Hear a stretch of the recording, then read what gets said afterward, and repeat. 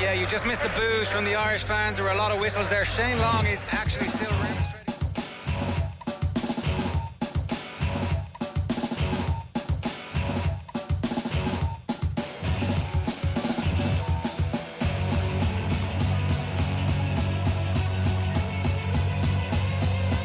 OTB AM. This is OTB Sports Radio. And you're very welcome along to a very special edition of OTB AM. It's Ger and Eoin here, and also with us this morning we have Eoin Sheehan, I presume. Eoin, how are you? Very well, Ger. Any crack?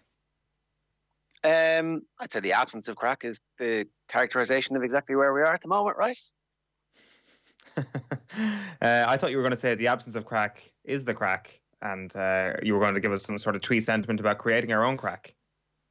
Okay, we should create our own crack, Eoin, as you know, the absence of crack. I mean, it's a glorious sunny morning. Everybody had an hour's less sleep at the weekend, which might have been the worst thing that possibly could have happened for their psychological well-being. I don't know how you felt about that. I would happily trade an hour's sleep for an extra hour of brightness in the nighttime. That is the one tiny bit of positivity we can take, is that the weather has been actually very good over the last couple of weeks, and it's going to get better. And we are facing into a summer, which may seem like a longer summer than ever, because we might be trapped indoors for the next couple of months. But that is the one tiny sliver of positivity. We're looking to look at a glass and say that it is half full this morning. Then that is your nugget of happiness for now. The brightness. You're a fan of the grand stretch. Oh, who isn't a fan of the grand stretch? I will say this, there is a lack of the grand stretch aroma in Dublin City. I will say that. The grand stretch aroma involves things like, it could be unpleasant farm smells, it could be just freshly cut grass. Those two things, you do get freshly cut grass in Dublin obviously as well, but nowhere near the level you would down at home for anybody who's not from Dublin. So the grand stretch comes with all the sights of the grand stretch, great sunsets, all that sort of thing, but without the smells, unfortunately. I thought that you were going to say the smells were sweat from the amount of tops that get taken off from the slightly pudgy Irish male who decides, now, the grand stretch in the evening, now I'm taking my top off, like a Newcastle fan. Well, you see, that usually comes later in the summer, doesn't it? The grand stretch is usually a phenomenon of March into April. And then it's really when the weather, when we have a heat wave, when something tips into 18 degrees Celsius, that's when the tops start coming off. That is the third in the holy trinity of Irish summertime aroma. Yes, it's the smelly Irish male. Yeah, on the stoops in the ghetto. Can I just ask you, Eoin, yesterday we were obviously recording the Classic Game Club, which nearly killed me. It's the 1998 All-Ireland football final, which we're going to get to a little bit later on. But you made the point that this was supposed to be League Sunday yesterday. Yeah, it was actually. I was kind of thinking about this yesterday, or last week, I should say, that our minds would certainly have been focused on something far, far, far less important last week had the world's not been challenged by the coronavirus at the moment. And it was supposed to be League Sunday yesterday. It was going to be a glorious day for football. It was going to be a big enough weekend of sport, actually. But what I can look at, I think I saw, I saw someone from the Kerryman, I think, tweeting about how in an alternate universe right now, David Clifford has just scored a 74th minute winner in front of 50,000 people in Croke Park against Galway in the league final. That's what yesterday was supposed to be. Like, I'm sure I'm not the only person in thinking, oh, this is the weekend that was supposed to be on, just to try and take your mind off things at the moment. But that was it. Like, that's actually one of the interesting things, is that I think the passage of time is still happening unbeknownst to ourselves at the moment, that all of a sudden, the clocks have gone forward, the grand stretch, as you said. League final Sunday was supposed to happen yesterday. I think, I'm not sure, do I just speak for myself here, when the semi-lockdown happened a few Thursdays ago before St. Patrick's Day, I kind of put a pause on life at that point, and I put a pause on the passing of time, where actually in the background time is ticking away, and all of a sudden it's going to be like, well, the championship was supposed to start this weekend, and all these sort of summer events were supposed to start this weekend, and that's sort of a weird thing to be thinking about. But yeah, like, I think when it comes to GAA, it's like, will that competition that was supposed to end yesterday ever get concluded? I certainly have my doubts. Yeah, it doesn't feel like the league is going to get concluded, but there is some hope, I suppose, is the right word to use. Miguel Delaney had a massive exclusive yesterday about what the Premier League are thinking about when it comes to perhaps potentially finishing the existing season that we're in at the moment. and the details of that are beginning to emerge. And it turns out that they aren't the only league that are thinking about doing this. The Germans are thinking about doing something similar. And the plan seems to be very simple. It's to cocoon as many people as are required to play football every single day for how long it takes to finish whatever amount of games are left in the Premier League season. And they would do this in a couple of venues, one in London, one in the Midlands. They would secure certain hotels, and there would be a match every day behind closed doors, but on TV. And it would obviously happen in June and July. The caveat to all this is that the curve in the UK will have to be flattened. There'll have to be a point that they reach where the testing has reached a tipping point where they're clear and they're confident enough that this could happen. But on the face of it, is this idea so crazy that it might just work? Possibly. I think it was going to... I don't think this is too dissimilar to something you were chatting about really in the last couple of weeks, that if we accept that there was too much money in football for it to not reach some sort of conclusion, then it was always going to result in something like this. And I know this is a report in the London Independent. There is no official line from the Premier League just yet, but you'd assume that it is something on this level of madness that has to be considered for anything to go ahead. Now, there's a couple of things, and it's mentioned in Miguel's piece. First of all, you would have to have seen proper data that the curve has been flattened in the United Kingdom, that there is less of a threat from COVID-19 than there currently is. Whether or not you can actually get that level of assuredness from scientists and from medical professionals in the next couple of months is still very much remains to be seen. And I think it's actually a little bit fanciful that you might be able to get that in, say, the next 2.5 months, because it's not just the process of playing these games from the moment of safety. It's a moment of safety, and then you can start planning this, and you can start quarantining people. You need to test everybody. You need medical professionals there. In the piece, it's mentioned, what if somebody does their cruciate and needs to go to a hospital? Will they be safe? There are a multitude of different questions that come with this, not least the one that if one person gets infected, that is a domino that would collapse this entire thing. So is there answers for those questions? Well, I'm not sure there is. I'm not sure, can you actually go ahead with something that has that risk of one person gets infected and the whole thing is done? It just needs to be unbelievably stringent, and the amount of staff you would need to carry out something like that is huge, and the UK can't afford to dedicate any medical staff to something like this at the moment. They will be able to dedicate medical staff to other things eventually. Like, what are we thinking here? June, July? I just think even the idea of June at this point, like, we're in April now. In 2 months' time, will the UK be able to dedicate medical staff to something? I'm not sure. Like, if you're talking about July, August as a mega league and then starting next season up in October, perhaps that's more of a realistic prospect. But it is mad. It's like you're talking about like World Cup style camps, but there would be quarantine camps basically where all your movements are very much controlled. You will be in isolation, as you say, cocooned, but with your teammates and with, I would imagine, a controlled number of staff. Yeah, exactly. And I mean, it seems to make a lot of sense. And certainly I'd say this is exactly what the NBA must be thinking about, where there are much smaller teams of people that you would require. You can have, local broadcast technicians and local announcers who are quarantined and who might be happy enough to go in and do a month and then come out for a month and then get somebody else going. So, like, you can begin to see ways that some normality might return to the world of sport. And just given that the smallest, silliest videos at the moment are all doing 6 million views on Twitter, the appetite is out there for people to watch a bit of live sport. Well, without question. I think that when you talk about the fact that this is going to be a financial decision, that there are television companies who paid huge swathes of cash to actually screen the Premier League on their TV, well, if they get something this summer, if those television companies get some football on their channel this summer, you might imagine that the ratings could be bigger than ever. So absolutely, there is a thirst for it. The NBA, as you mentioned, could be another league that has the possibility of doing this, given the small numbers. Like, there were just so many questions about this, and like it's just interesting to see how the Premier League even approach this on a PR point of view, because you would need to make movements on this pretty soon, and to say, and to allow it to be a fluid thing. Is it a little bit of a tense subject to be talking about now? Because you do have to get medical professionals to sign on the dotted line, right? Or you do have to get people to actually ensure that they will be in certain places at certain times in a few months. Is that just a little bit of a sensitive topic at the moment in the UK? I would have thought it is. Like, how late can you leave it before you organise it is what I'm wondering.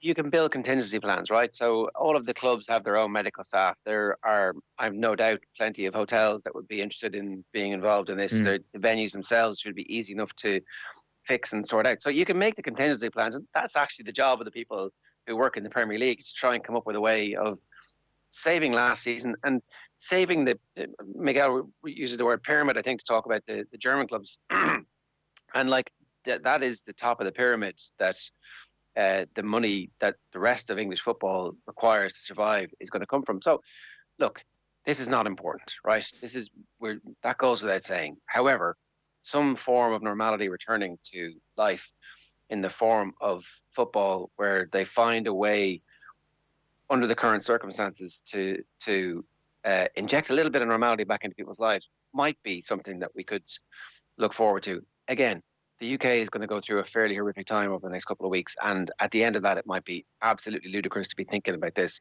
But in the meantime, this story broke last night, and it's a brilliant bit of journalism from Miguel to get the story, and then also to back it up by the fact that this is also being considered in other leagues around Europe, that perhaps this is a model that might be used. And here's the thing, Owen.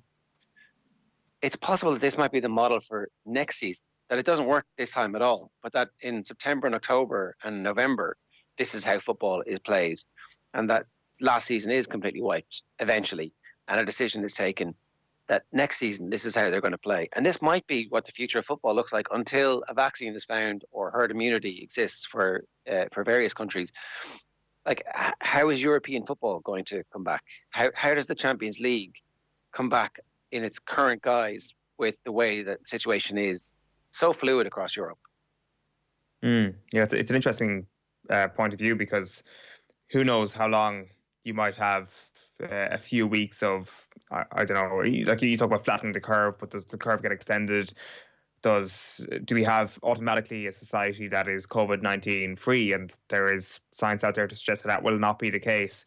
Like, it's interesting when you think about the perhaps power play that this is by the Premier League, that they realise that there is other competing interests in the world of football, not least the Champions League, as you mentioned. And so I think they probably realise that the Champions League faces a far more complicated task to actually get things back underway.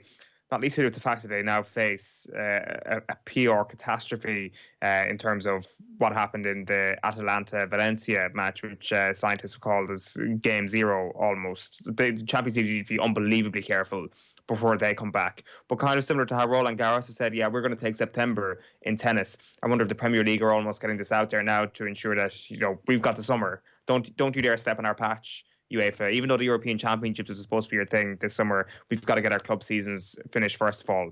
And to be honest with you, I think that kind of makes sense. I think countries will be individually able to take control of what they organise sporting-wise before a whole continent will. I think the Champions League, that's got to be scrapped, doesn't it? I think maybe. So look, let's play out exactly what you just said here. We'll get into the sports season in 1 second, but the point you're making about individual countries being able to quarantine, could the remaining 8 teams in the Champions League, or is it 12 teams, could they quarantine in a similar situation to this? Would they be allowed? Would governments decide that? So say, and I'm talking here after the Premier League and the German season, say Germany and England and a couple of other leagues do exactly what is going to happen, and you know, best case scenario, it's the end of June and most of July that they play these games out, and because you can do it really quick. Is there a possibility that after that, in August, you have a tournament of football where it's in one venue and all the teams come to finish last season's Champions League, and then you can take a pre-season break of 2 or 3 weeks and start next season October time? Is that beyond the bounds of possibility? No, if you had uniformity amongst the leagues as well, in terms of a method to finish their domestic seasons, it might be possible, because what you could do then is, after the Premier League tournament is finished, you could say to, Manchester City, right, you're staying in quarantine, you've got your Champions League, and then you have your special pilots, people who are involved in logistics of getting them to their away leg or whatever, or not even legs. I think legs are out of the question. I think it'll be one location to play off the Champions League. Wherever you are travelling to, everybody who's taking you to that place obviously needs to have been under the same circumstances of quarantine over the previous weeks, to get it down to the minute detail. Like that is the case, right? Like the idea of two-legged quarterfinals, semi-finals are now gone. I think it would be almost a festival of football at this point. I hate that phrase, actually. A straight run-off tournament in some location that would actually do it. And maybe the UK is like the guinea pig for that, where it's like we have this place in the West Midlands that has successfully run off a couple of games over the course of a week, and then maybe as a pre-season to next season, you'd be able to conclude the Champions League. So it's definitely a method that you could see. It's plausible, 100% plausible. But I do think that any of the normal ideas out there, like returning to normality, almost seems like the most insane thing at the moment. Like it's almost, as you said at the top, it's so crazy it might work. The crazy things are almost the things that could work better than the normal things, because normality seems so far away at this point.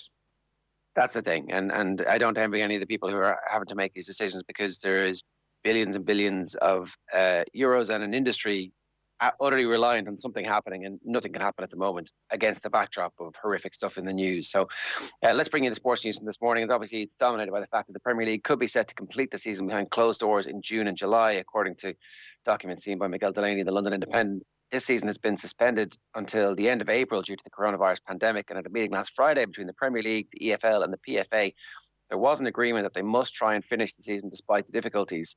Being reported that the Premier League is discussing the possibility of the clubs playing televised games in isolated camps in parts of England over June and July. Meanwhile, Manchester City midfielder Ilkay Gundogan says if the season isn't completed, it would only be fair to award Liverpool the league title. Obviously, they have a 25-point lead at the top of the table and are 2 wins away from securing the title. Juventus players and coaching staff have agreed to take a wage cut for the next 4 months during the coronavirus pandemic. The agreement is set to be worth around €85 million to the club's wage bill, although an increase in pay would be renegotiated if and when Serie A season is back underway. Katie Taylor's promoter Eddie Hearn is expected to confirm the postponement of the World Champions' next bout later on today.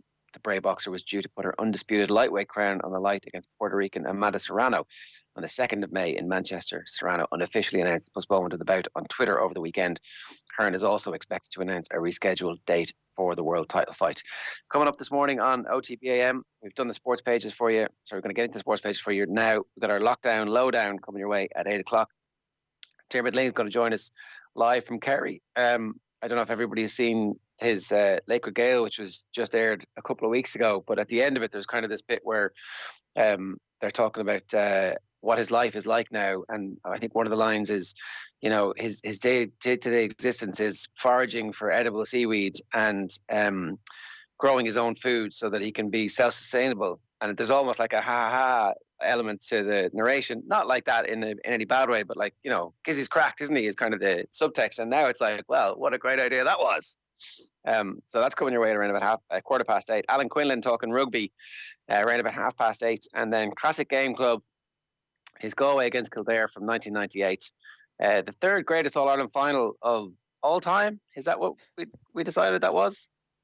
According to, I think Martin Bertie and the Irish Independent did a list of the greatest All-Ireland football finals ever, and somehow Galway against Kildare manages to come third in this list. So I think he's obviously leaned on the importance of the finals or the context of the finals and the whole narrative around it, because we recorded this yesterday and there is a lot to talk about when it comes to this All-Ireland final, except for the actual football, which is grand, and like Galway are really good to watch. But you could watch any other Galway game from this era and say it's as good, or like, I mean, I don't want to talk about individual performances. Like you've got the Michael Donnellan solo run and all that sort of stuff in this game. So there are, of course, great moments within it. But I just think it's the lore of this Galway team which kind of makes them so special. And the fact that Kildare are in an All-Ireland final within the last 25 years, a novel pairing. So like it's exciting. It's definitely exciting to talk about a Galway-Kildare final. Yeah, in fairness, it is completely radically different from your Commoner Garden Dublin versus Kerry final. That's the point.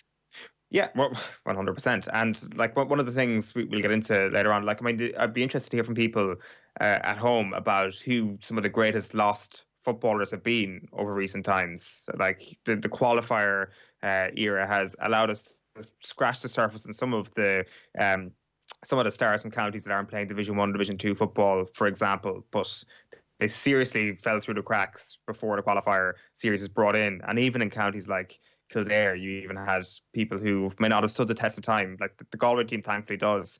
But there's so many 90s footballers, for example, that just do not have the reputation that they deserve despite their talents, because they could have played for a county that were up against a better county in their province and then got knocked out before the business end of every single summer. Yes, you're apologising for your ignorance of the great Kildare footballers, though, and that's apology accepted on behalf of the Kildare football nation. The fact that you don't know who these Kildare footballers are, but that we did because, you know, they were our heroes, that's okay. We'll forgive you the fact that you have like so many players who are giving out All-Ireland medals in their change, blah, blah, blah, blah, blah. We heard that story on. Thanks very much. I am surrendering the proverbial white flag. Let's take you to the sports pages this morning. OTB AM. We're going to start with offtheball.com. The lead story this morning is about Spurs giving permission to Son and Bergwijn to return home. Heung-min Son is going to go home to South Korea, and Bergwijn's going to return home for the birth of his son. I think Son has been back and forth a couple of times and has ended up being in quarantine on both sides. So I think he's decided to go home for now, which I think would suggest that everybody knows that football is not coming back in just a couple of weeks, and then it's going to be June at the very earliest before any meaningful football is kicked. A couple of other stories there on the homepage for you. We have to use heroes more sparingly. This is the pay-per-view. Vincent Hogan and Kieran Shannon talking about returning medical staff and how sports journalism ends up using the word heroes. And actually, you know, there are genuine heroes in the frontline staff at the moment who are risking their lives for our safety. And maybe we should elevate these people in our society a bit more than we do. Certainly that seems to be the case, and maybe we're all going to change a little bit after this. Other sports, Tokyo 2020 set to start exactly 1 year later. This is the first report coming through.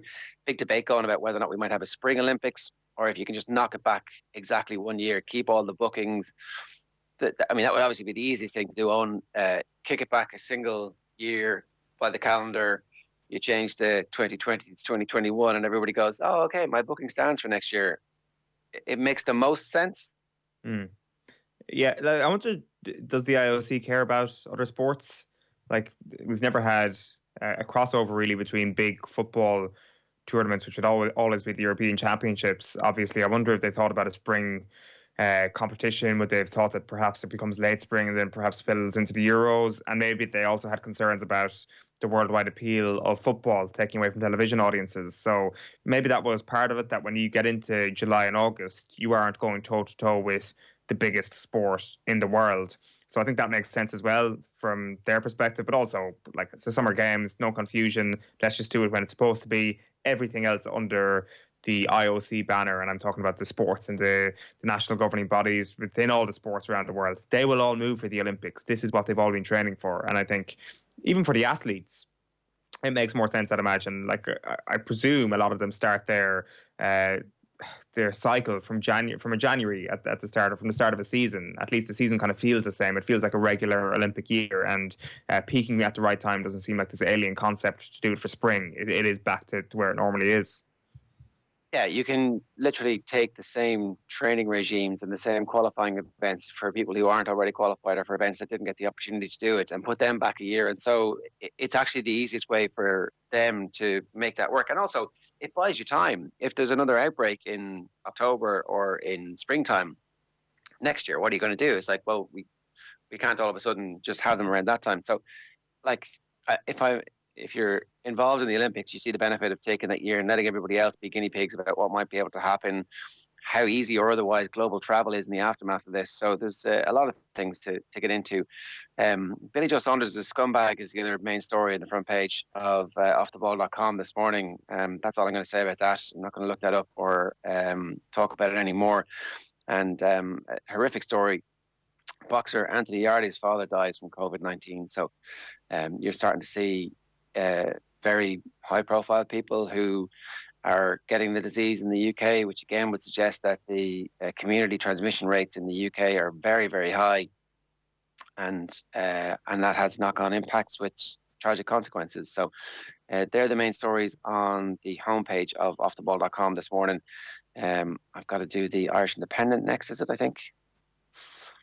And yeah, sorry, I don't actually have the Irish Indo this morning for you, so I can't tell you what's on that.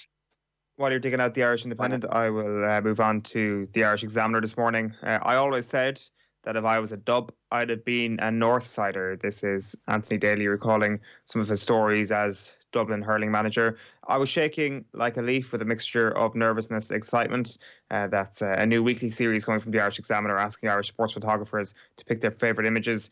Ray McManus is who they're talking with today. And I won't stay at Spurs for the sake of it, says ambitious Kane. So once you do an Instagram live with one Jamie Redknapp, your guard tends to go down. And Redknapp got into the heart and soul of Harry Kane yesterday, revealing that it's not a definite that he will stay at Spurs. So making sounds that I guess have caused a bit of an overreaction, but then again, there isn't a hell of a lot to talk about at the moment. So you can see why it is dominating a lot of the back pages this morning.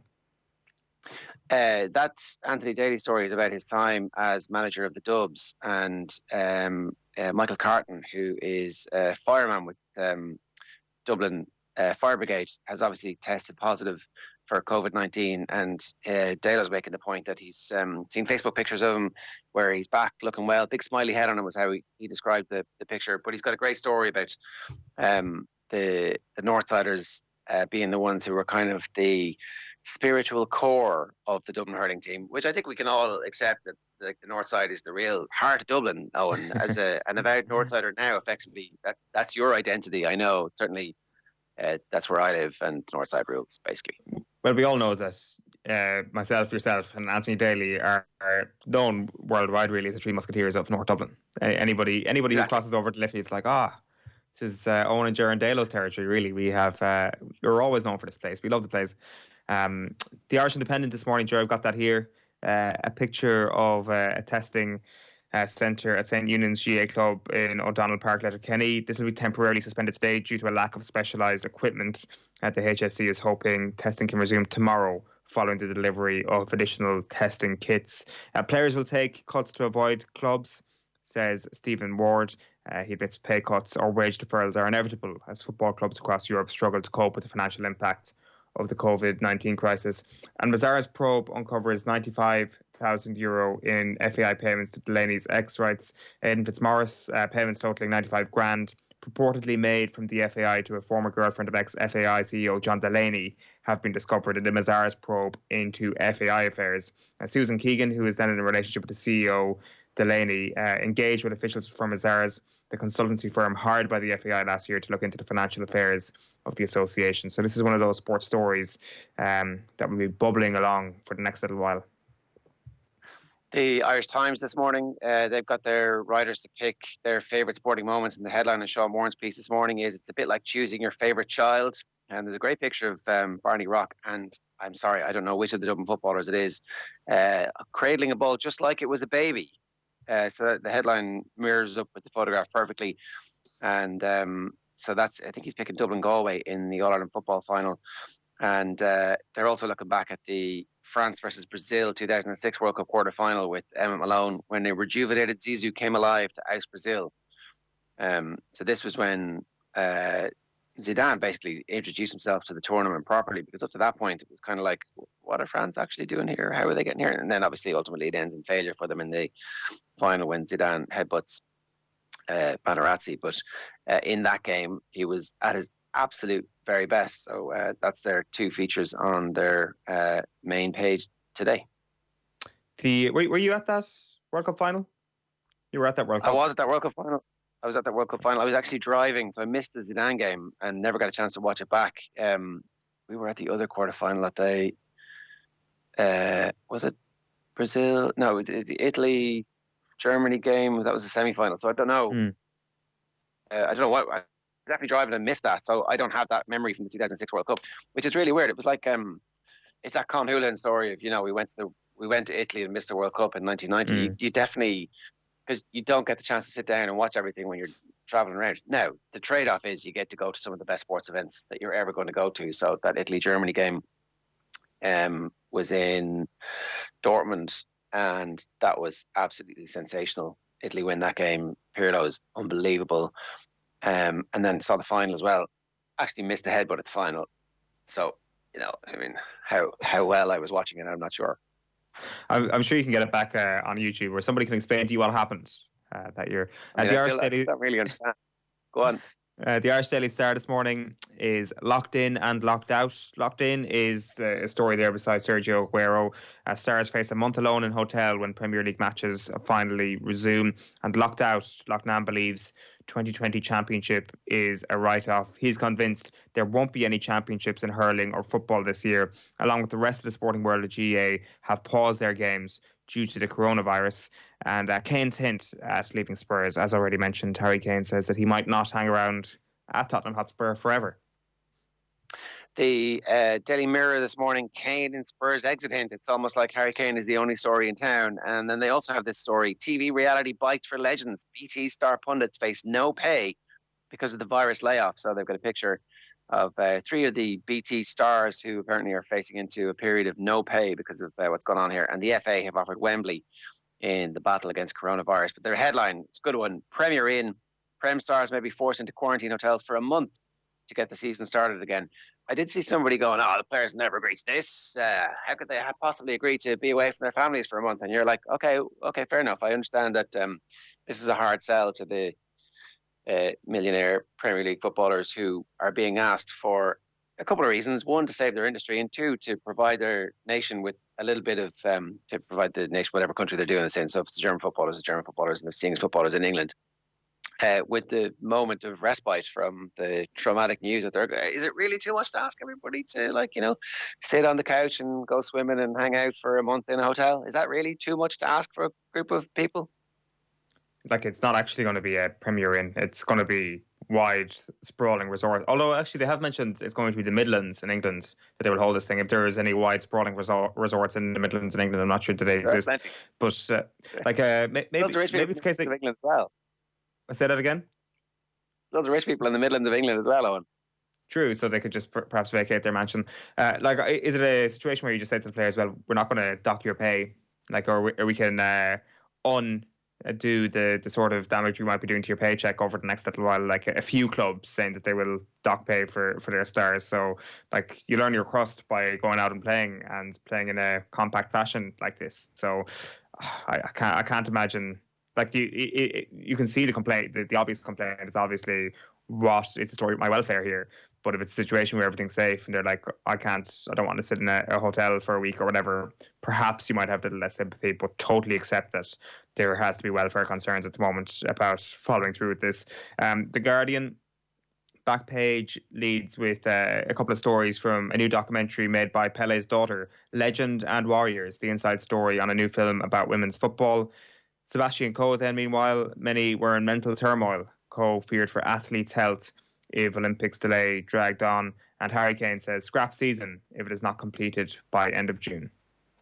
That's exactly the same story in the back page of the London Times this morning. Kane, I could leave if Spurs don't improve, but he also says it's June or bust for Premier League. And boxers plea after father dies from coronavirus. We talked about that. Legal tussle over Farah's medical data. This is continuing in the background there. Matt Lawton, the chief sports correspondent of the London Times, is keeping a close eye on what's happening with the Mo Farah situation. We'll update you on that in a couple of days' time when there's a bit more detail. The Irish News this morning also has that photo from Letterkenny at O'Donnell Park, a makeshift drive-through testing centre. Conor Moyna then, only Call of Duty with Breffni men would take me home. So the travelling bug, according to Neil O'Connor here, as well and truly bitten Conor Moyna since he left Ireland last September. But the Cavan wing back insists the only thing that could bring him back home in years to come is the pull of Breffni Blue. Okay, I actually don't have any more of the papers on my side. I don't know if you've got any of the rest of them. Yeah, I'll go through the Sun here. The Sun is my last newspaper this morning. The Irish Sun goes with Kane quit fear, ambitious star won't stay for the sake of it.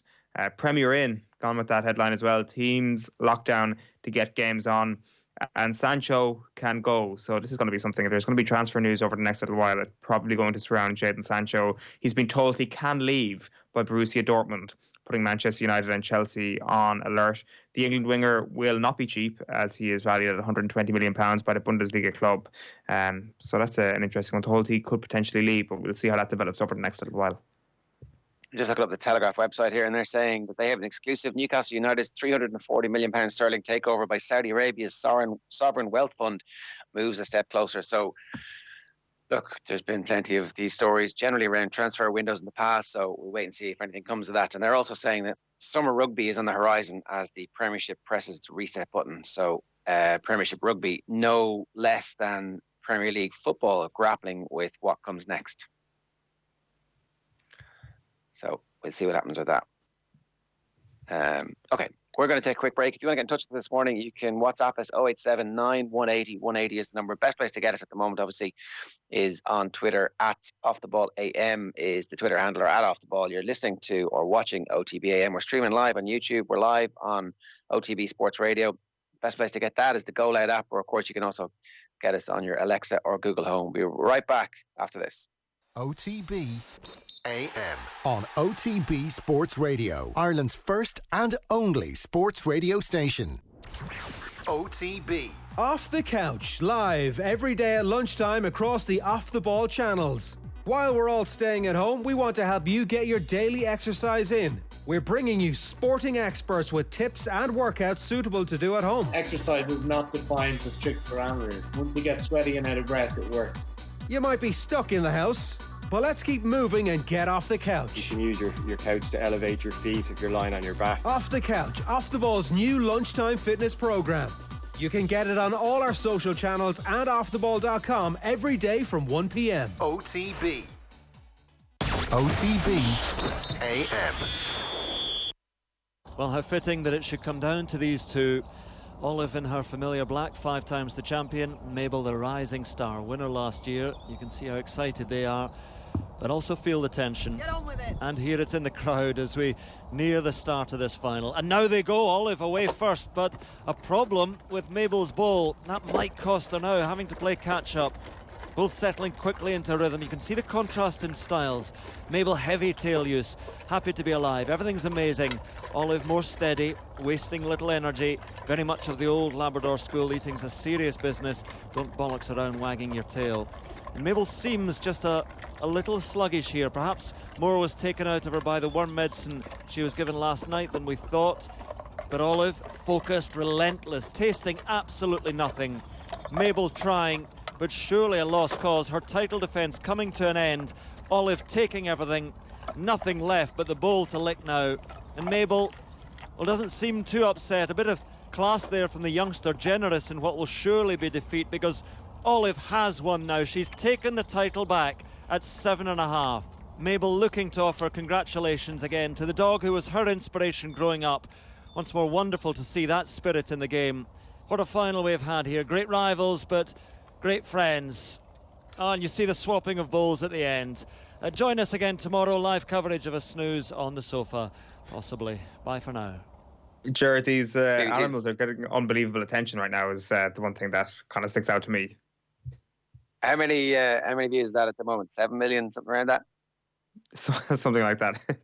If you have any inanimate object around the house, or B, an animal, done for the commentary on us at the moment, are you actually in lockdown? Is what I would question. That was the BBC's Andrew Cotter commentating on his 2 Labradors eating their food. Big fan as well of whoever the person was in the background at the start, saying, get on with it. Get on with it.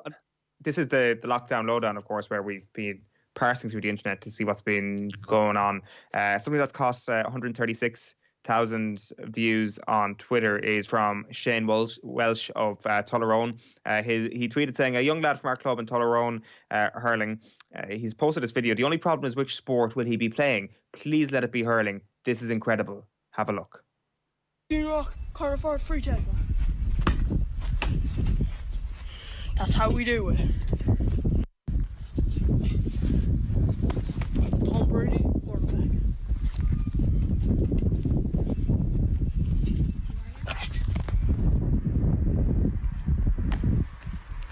Patrick Hargan, free taker, car.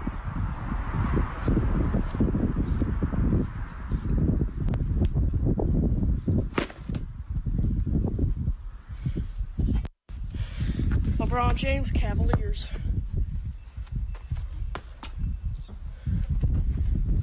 Tiger Woods.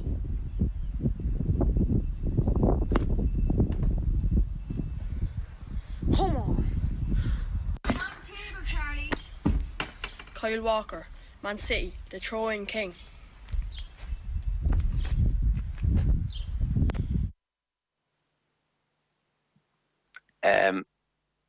So poor Patrick Horgan with his squeaky voice in the middle of that.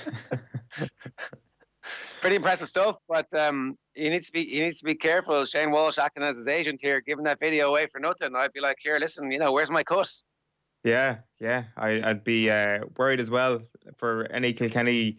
It's the key to running Kilkenny hurling, that you keep guys under wraps and you don't let the secret get out until they're a minor or under 21, and they've won a medal or two, and then they're in hurling for life. This guy now, the Kilkenny footballers could be sniffing around, the Golf Union of Ireland could be sniffing around, and fair play to the parents or the adults in the house for allowing a kid to take out a golf club and a ball and hit it towards the house at any point, and having the trust in him to know that it wouldn't touch the window as it went in. Unbelievable ray of talents. Yeah, but the big question is, what the hell is he doing wearing a Dublin football jersey? This is the thing. This is clearly Dublin's financial prowess. It's like a disease. Yeah, it really spreading is. Across the country, stealing our youngsters. He's going to be Pan O'Callaghan for his jersey come the championship this year. I don't know how you did. You get up to much at the weekend, Owen? Did you do anything particularly interesting, or did you achieve much with your life? Yeah, ate a lot. Yeah, anything. Right. Are you one of the 3 or 4 people in the world who didn't make banana bread at the weekends? I think I might be, actually. I think I might have eaten every food under the sun that isn't called banana bread, and made every food under the sun that's not called banana bread. It's pretty good. I recommend it. I did it on Saturday thinking, and then turned on my social media and turned out half the world was doing exactly the same thing. Here's Michael Quinlan. Mine is very good, by the way. I don't normally eat breakfast, but I'm making an exception for my own banana bread. Bake some banana bread today. I'm prepared for hibernation. That's Michael Quinlan, and I think he's flying low. It's one of those balls. Shouldn't have tweeted that, but he did. Fair play to him. And Nicola Coughlin from Dairy Girls also making banana bread this weekend, and a lot of people who then obviously were did exactly the same thing. The Dairy Girls seem to be having they're definitely doing well during quarantine here. Not just the fact that everybody's watching it on Netflix, but they're legitimately funny in real life too. Yeah, absolutely. And what's the recipe for banana bread? Oh, it's like flour, bicarbonate of soda, a bit of salt, butter and sugar, a lot of sugar, some vanilla, some mashed bananas, and obviously chocolate if you want it. Or my sister was like, "Oh, stick a bit of peanut butter in." I didn't. I would like to. I'll do that next time. I'll be a bit more ambitious, and then that's it. That's it. It's probably because it's the easiest thing in the world to make. I didn't understand why flour had been sold out everywhere, but I now realize why that is the case. Yeah, because you can make your own bread. You don't have to be, using a JCB to break down a supermarket to get some bread if you want it. Yeah, there is something unbelievably comforting about bread of all sorts at the moment, and then something comforting about sweet food in general. So you're combining them both with banana bread. That's my psychological breakdown on why banana bread is so popular at the moment. It's both bread and sweet. Exactly. Give me some of that sweet banana bread. Can everybody see that? Can everybody see just the texture of it? It's perfect. I can't see what you're holding up there, just for FYI to the audience this morning, but it does. It sounds good. It sounds good. I'm not going to lie. How does it compare with, say, just mashed banana on bread? Or how do they like banana bread in general? It's moist. It's nice. It's it gets better on day 2. You know the way most bread gets stale? Yeah, it gets better. Ingredients soak in.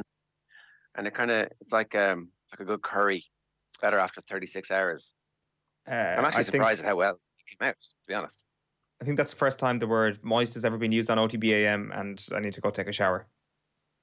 I don't know why you're so filthy. I don't know why that word has so many. I don't know why so many people have an issue with that word. It's like, the way some people can't look at frogs, especially the ones with holes in them. The word moist apparently seems to have a similar reaction. I want to talk about the other thing that we all did at the weekend, which was invited some 3D animals into our homes.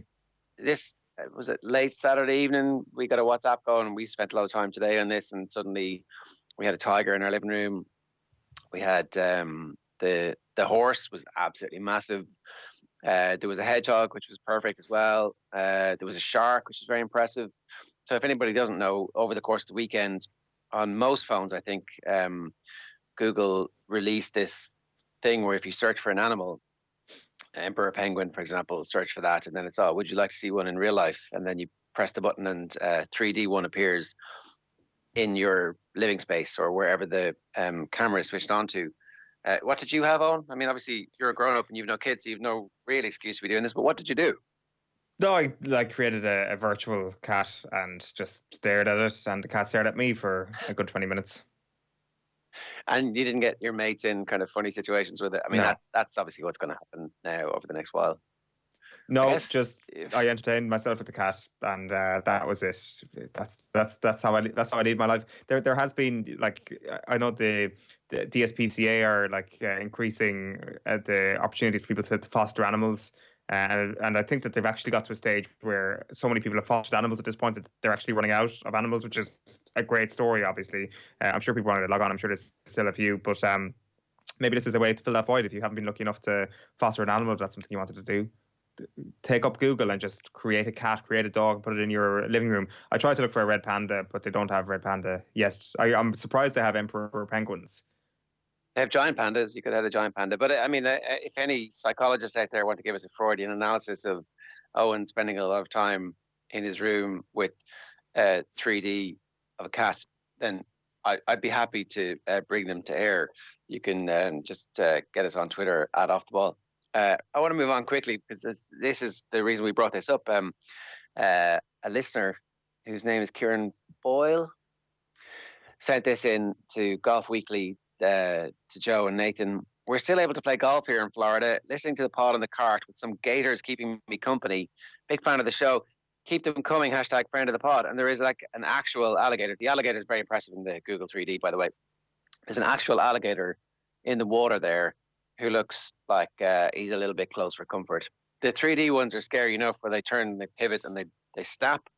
That's like a real one in the water as you play golf. And I'm not sure I would really like that. Have you got one last one for us, Owen? Yeah, it's time for Belarus to shine, Ger, because the league has been attracting global attention as it plays on. So on Saturday, there were 6 top-flight games in Belarus, including the derby between FC Minsk and Dynamo Minsk, watched by capacity 3,000 crowd in the Belarus capital. It so happened that this derby was practically the only official football match on earth, read Dynamo's match report after their 3-2 defeat. There's been fewer than 100 cases and no deaths so far from coronavirus in Belarus, which has a population of around 9.5 million. It seems that their president isn't worried. Well, this is the thing. Your skepticism is going to ruin a good news story, Ger. There's been a situation here where the president has kind of suggested that citizens of the country drink vodka to combat the disease. So they're obviously taking this thing very seriously indeed. The Belarus Football Association said they've taken all procedures to actually ensure these things can go ahead. But there you go. If you're looking for a bit of action, if you're looking to get behind a team, then perhaps FC Minsk or Dynamo Minsk is a team for you right now. All right. Good stuff. And we'll obviously, we say it now, we're laughing, but we're going to be watching those games at some point over the next few weeks going, all right, I like the formation there. I like what you've done with the place. The rug really brings it together. Diarmuid Lyng is going to join us next here live on OTB AM. Here is the Sunday paper review reacting to Michael Duignan talking about his father passing away amid the COVID-19 pandemic in the Mail on Sunday. It's Vincent Hogan and Kieran Shannon who joined Joe Malloy. Have a look. He blends in really nicely with the man that his father was, and there's a bit of humour there as well.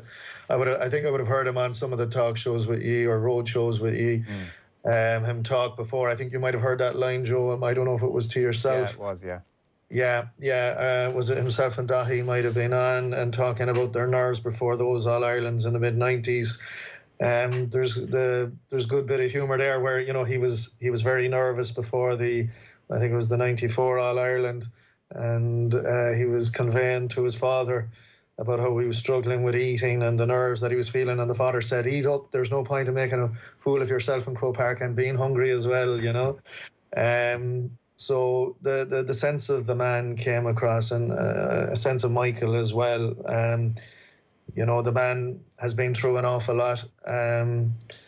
He wrote one of the most powerful autobiographies in terms of about his late wife Adele, and as I said, he's someone I don't particularly know and wouldn't always agree with, but I've always admired, and all the more for that. And no, it's a piece, like we've just touched on it, but it's, in fairness, it's and fair play to him, as well as the paper, that he was given scope, and he filled there. It must be a 2,500 word piece easily, and it's I'd urge people to go along and get the paper for that alone. It's a very strong, affecting piece. Yeah, agreed. He says that his mother only had 2 very brief visits, which is very hard on her. When someone is that sick, normally you'd get a bit more time. And then he talked about the decision not to have anyone in the house apart from themselves, given what was going on. He said that included uncles and aunts and cousins, a hard decision, but one we felt was necessary. He writes, Vincent, about his father as well. My father worked long hours. He worked hard for his family. He handed over whatever few quid he got. He looked after all the work and things around the house. But Mum did everything outside the house, the banking, the doctor, the dentist. It might be different now, but every family had that split. They would have been 56 years married this year. Yeah, I think what's lovely about this, Joe, is we actually get a sense of his father without knowing him, obviously. I think this will ring true for so many people in terms of Irish manhood. And the heading on the piece is, "My dad never said it to me, but he was very proud. I knew he was." And I'm reminded of when my own dad was dying in 2002, and I was basically living down in Nina to bring him on drives and into the regional hospital in Limerick. And I remember one day the matron in the regional hospital in Limerick said to me, "You know your dad is dying." And I said, "Yes, I do." And she said, "You should tell him you love him." And I thought long and hard about that. And I never did tell him I loved him, for the very simple reason I felt it would make him deeply uncomfortable. He wasn't that type of man. He was someone who kept his emotions in check, who left it all to my mother to do exactly the way Michael describes his mother, taking them to matches and that. But what you get from the piece, and Michael's dad, Pater, was a Galway man. And there's a lovely sense of mischief when Michael was going to be playing against Galway in the Minor All-Ireland semi-final. He describes going to Mass that morning and coming home from Mass and looking up on the roof, and his dad had a Galway flag on the chimney. And it's little things like that though we didn't know him, and you know, obviously this was news to me. I actually was thinking about ringing Michael about something entirely else different during the week, and I'm shocked to read the piece.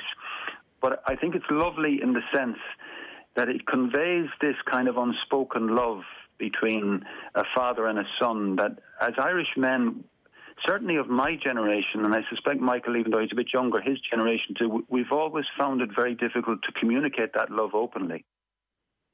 That's the paper review yesterday, talking about Michael Duignan's piece, where he wrote eloquently about the passing of his father. And the last voice you heard there was Vincent Hogan. The whole thing is available for downloads on podcast. Best place to get that is the Go Loud app, or of course you can get it on offtheball.com. Diarmuid Lyng is with us. Diarmuid, I don't know. Good morning to you first off, and I don't know if you actually heard that there, did you?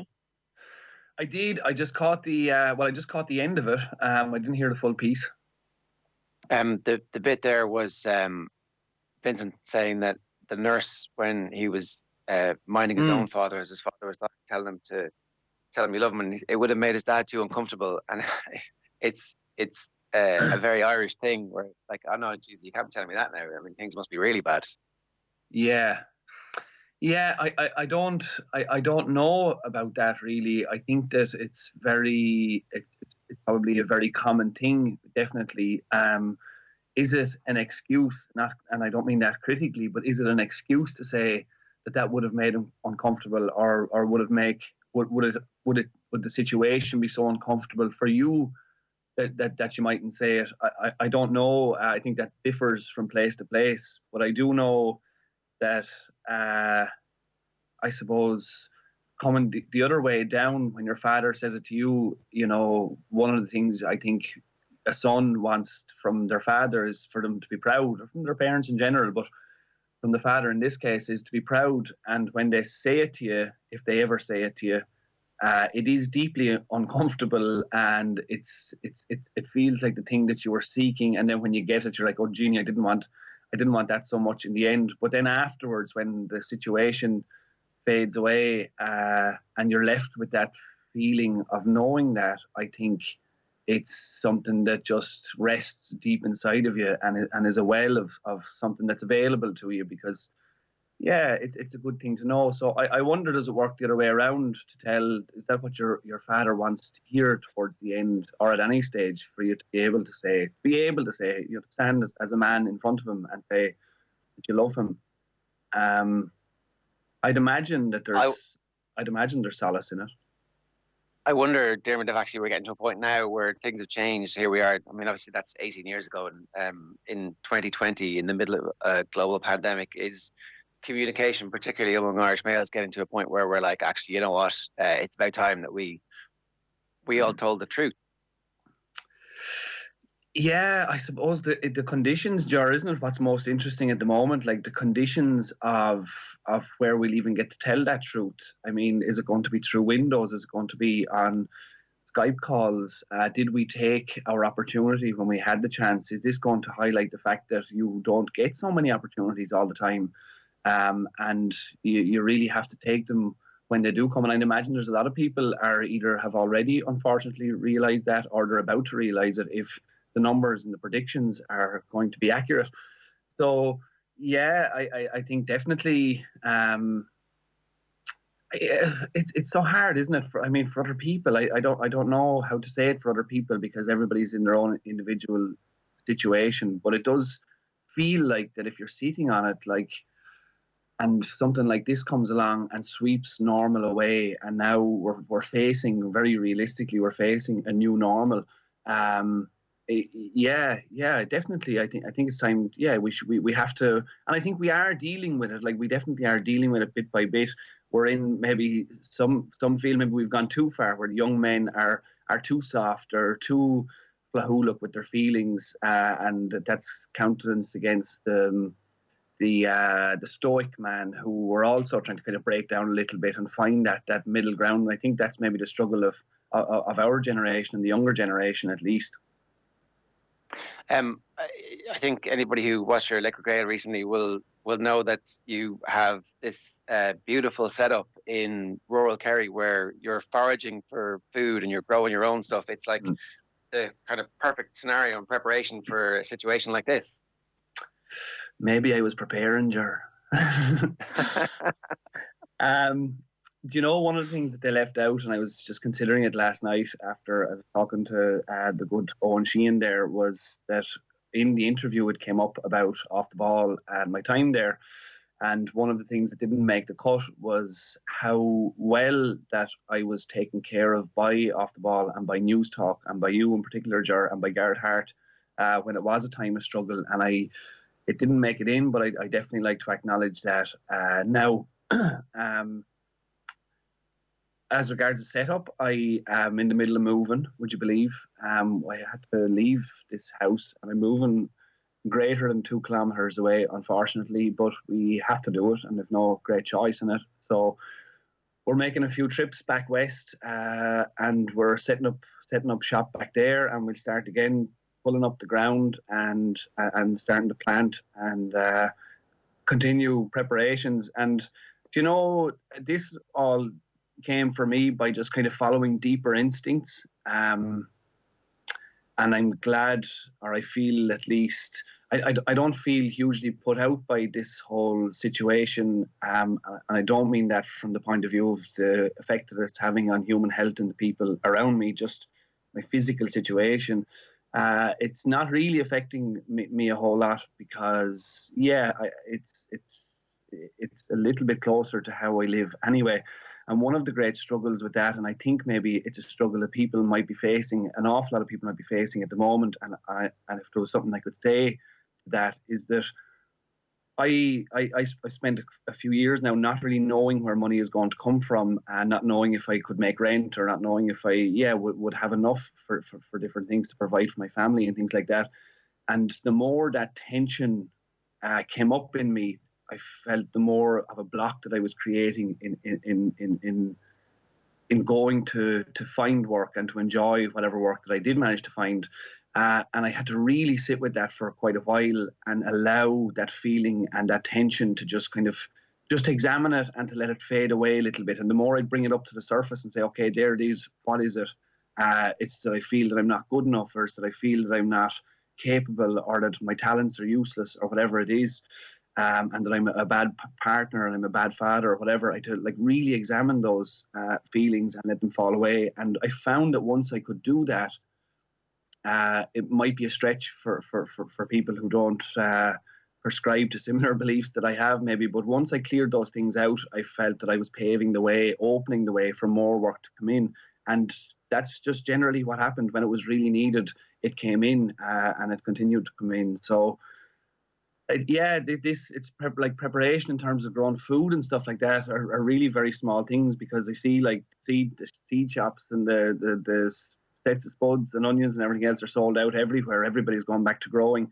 By following instinctual life in myself, it's led me to here, and more the great battles that have been in sitting with that kind of stuff that people are probably going through a little bit more at the moment because of the uncertainty, you know. Yeah, no, absolutely. The way you described dealing with anxiety there, I think, is kind of a toolkit for everybody. It's very difficult, though, Diarmuid, to hold yourself up to that constant, rigorous self-scrutiny. Like, you have to be nice to yourself at some point along the way, too. Oh, yeah, Jeannie Mac, for sure, Ger. I don't, like, how... These are moments, like, these are just individual moments that come up in a day. They don't... You're not sitting with it, like, you're not sitting in the lotus position for the entire day or anything like that, like trying to observe these things. It's just, it's literally, it might be 20 minutes, it might be 10 minutes, you know, they're very short. And in your day, then you're still going about your day in you know, enjoying your kids or enjoying things that you enjoy doing. That self-scrutiny definitely becomes too much and leads to even greater struggles, without doubt. It's just observing what's there. It's not looking for things. It's not going hunting for more problems. It's like, okay, if something comes up and you hear a voice of criticism or you hear a voice of uncertainty, it's just to not to hide from it, I suppose, at least, you know, more often than you wouldn't if you weren't aware that that's a thing that happens to people. Yeah, for sure. Diarmuid, the bit where you made the decision to be more instinctual in life, I think a lot of people would like to access some part of that now. Even the physical manifestation of it is that, as you say, seeds are sold out, so people are actually beginning to embrace a little bit of this now. Maybe a lot of those seeds are going to sit in someone's back sheds and they'll rot and don't actually end up planted. You know, like the road to hell is paved with good intentions. How do people access their instinctual selves a bit more? Well, I think that this is maybe... I think it's necessity, unfortunately, in some respects, but I think that's what the corona maybe represents. You know, we'd continue, really, wouldn't we, on our path, even if we weren't quite sure and we weren't quite happy. We would continue on our path because we make our path kind of acceptable enough to ourselves, because we get our coffee in the morning and that feels good, and we have nice food around us and that feels good, and everything is kind of reasonably acceptable outside of maybe the fact that the work that you're doing might not be of any great necessity to the world in reality, or the work that you're doing doesn't feed that kind of those burning questions in your soul. And so for me, it just came out of necessity. The decision made me. I didn't really make that decision to live more instinctually. There was no choice. And I feel with coronavirus, maybe it's a little bit similar, that people have been forced to stay at home and have been forced to stop working and have been forced really to observe the type of life. I think it was maybe Roland O'Gara was talking, Owen was saying during the week about, you know, having this time now to look at what he's actually doing and to see if it's something that, you know, how acceptable it is to him or how desirable it is to him. And I think a huge amount of people are in the same situation. So I think it's just responding to life. You know, life forced me down this road in a way, and I see it's the most perfect road for me. And I think a lot more people are now going to be in that situation. So there's a need, I suppose. It's not how to do it. in a way, it's how not to do it. And the way not to do it is to fight it. I think that's it. We're like to resist it and say, oh, we need to get back to normal as quick as we can. It's like, just don't resist it. Like allow it to take the shape that it's going to take. And you don't know, like you might feel you're not skilled enough or not capable enough to do what you need to do, even though your job is lost or your company has closed. And you're like, well, what else can I do? Like life is just inviting you on a whole other adventure, and you will make it through because we do. And we live in a country where we look after people, and I'd say this more than ever, we really see how interconnected we are and how much compassion exists in Irish society. And I think that to maybe that fear and that uncertainty to just allow for it, but to move past it in looking forward to what new adventures in front of you. And that's easy to say, Ger, like that's very easy to say when it's going on and you're in the middle of it and you look, there's people around you dependent on you and kids are dependent on you and stuff like that. That's no mean feat, but it's definitely, there's so much gold on the other side of that tension and that fear, I think. So life will lead you down that way, and I think I'm not grateful for the coronavirus arriving or anything like that, but I would say it's pushing people more maybe towards aligning themselves with what they actually want to be doing with their lives. Possibly. That's from the outside, I suppose. Yeah, I think a little bit about what you're talking about is there's an opportunity here for us to re-examine what it is that binds us together. Mm-hmm. When you have somebody like Boris Johnson saying all of a sudden he actually does feel like there is a society after all, when things have turned around so much that the leader of the Tory party has now gone, actually, you know what, there is a society and we really need it. But then, the world has turned on its axis quite significantly.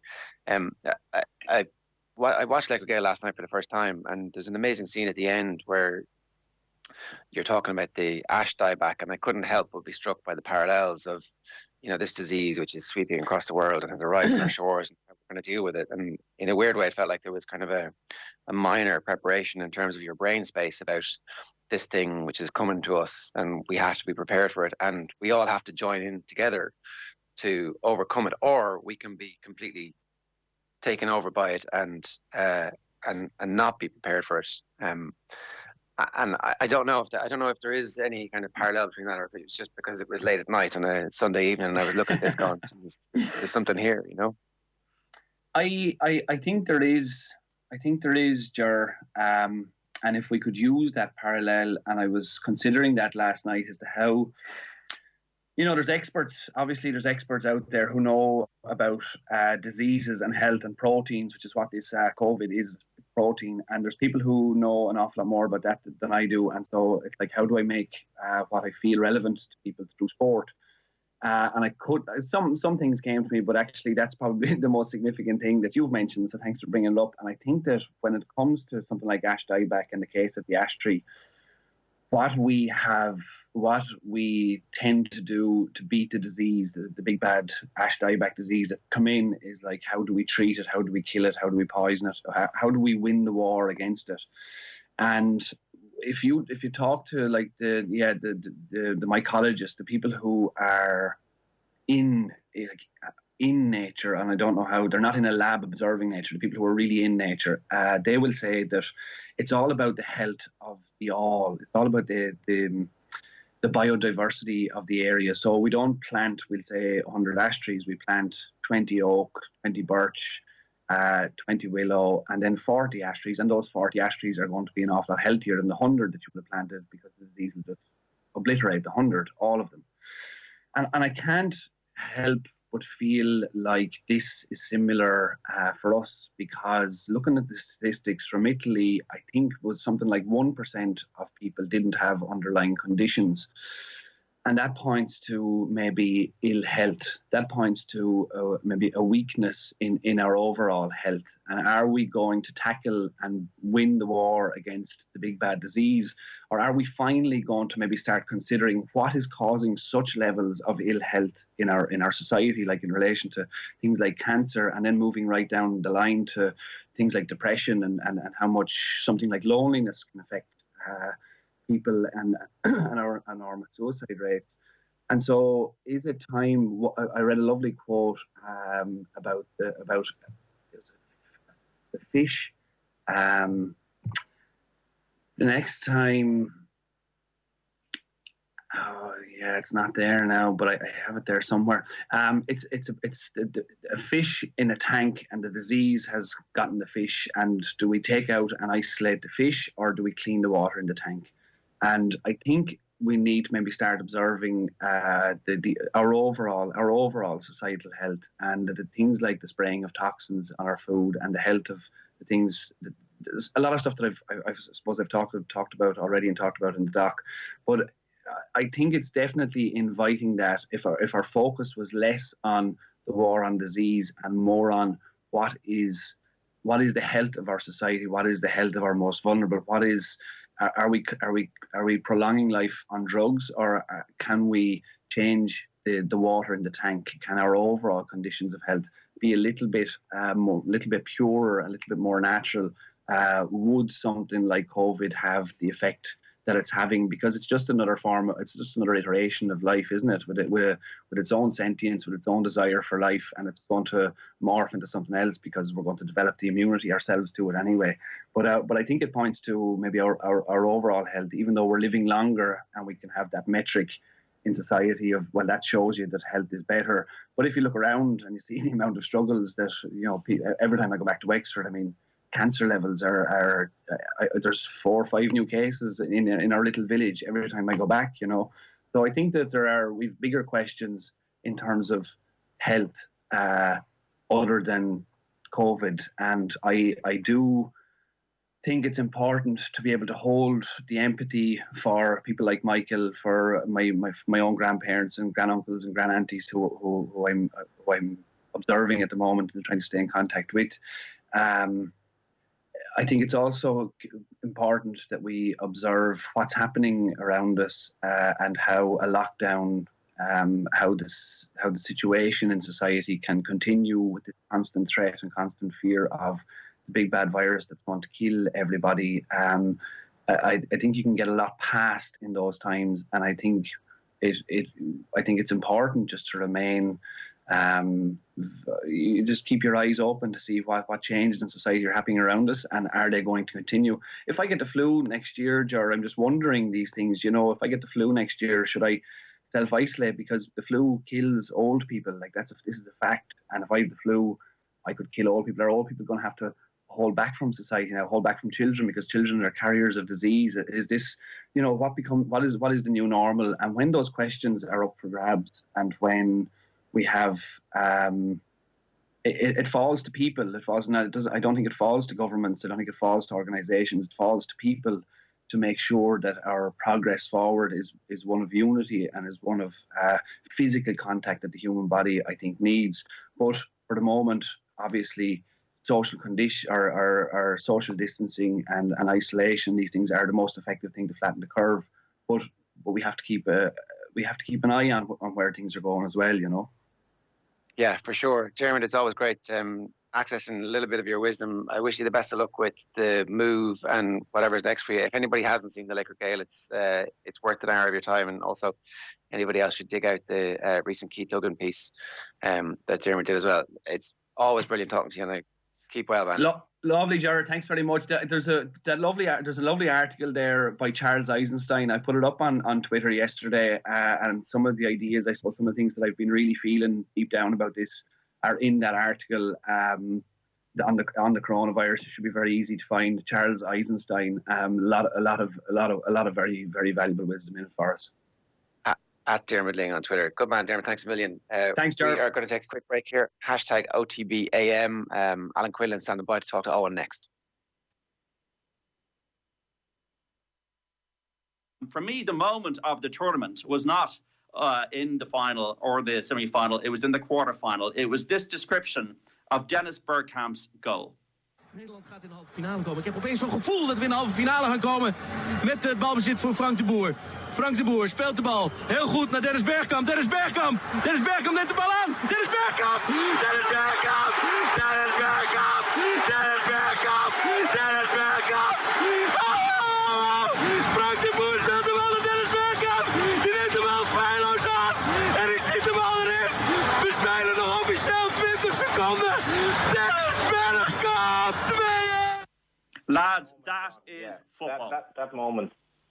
We spoke about Tardelli last week, where you're lost in the emotion of a celebration because of something you've done. Tardelli wouldn't have scored as many goals as Bergkamp, whatever. Bergkamp's reaction to that goal, the pass, and then the reaction to what he just done, the absolute disbelief, and the fact that Bergkamp is like a guy with a fear of flying. He's a very shy individual. He has his own kind of human traits like the rest of us. If you meet him, he's not a remarkable individual. He's not going to tell you like, oh, I was an amazing football player. He's very down to earth. But the goals he could score, and for me, that's one of the all-time best goal scorer moments. Not only was it in the 90th minute, but to take place in Marseille as well, like pretty much the home of football in France.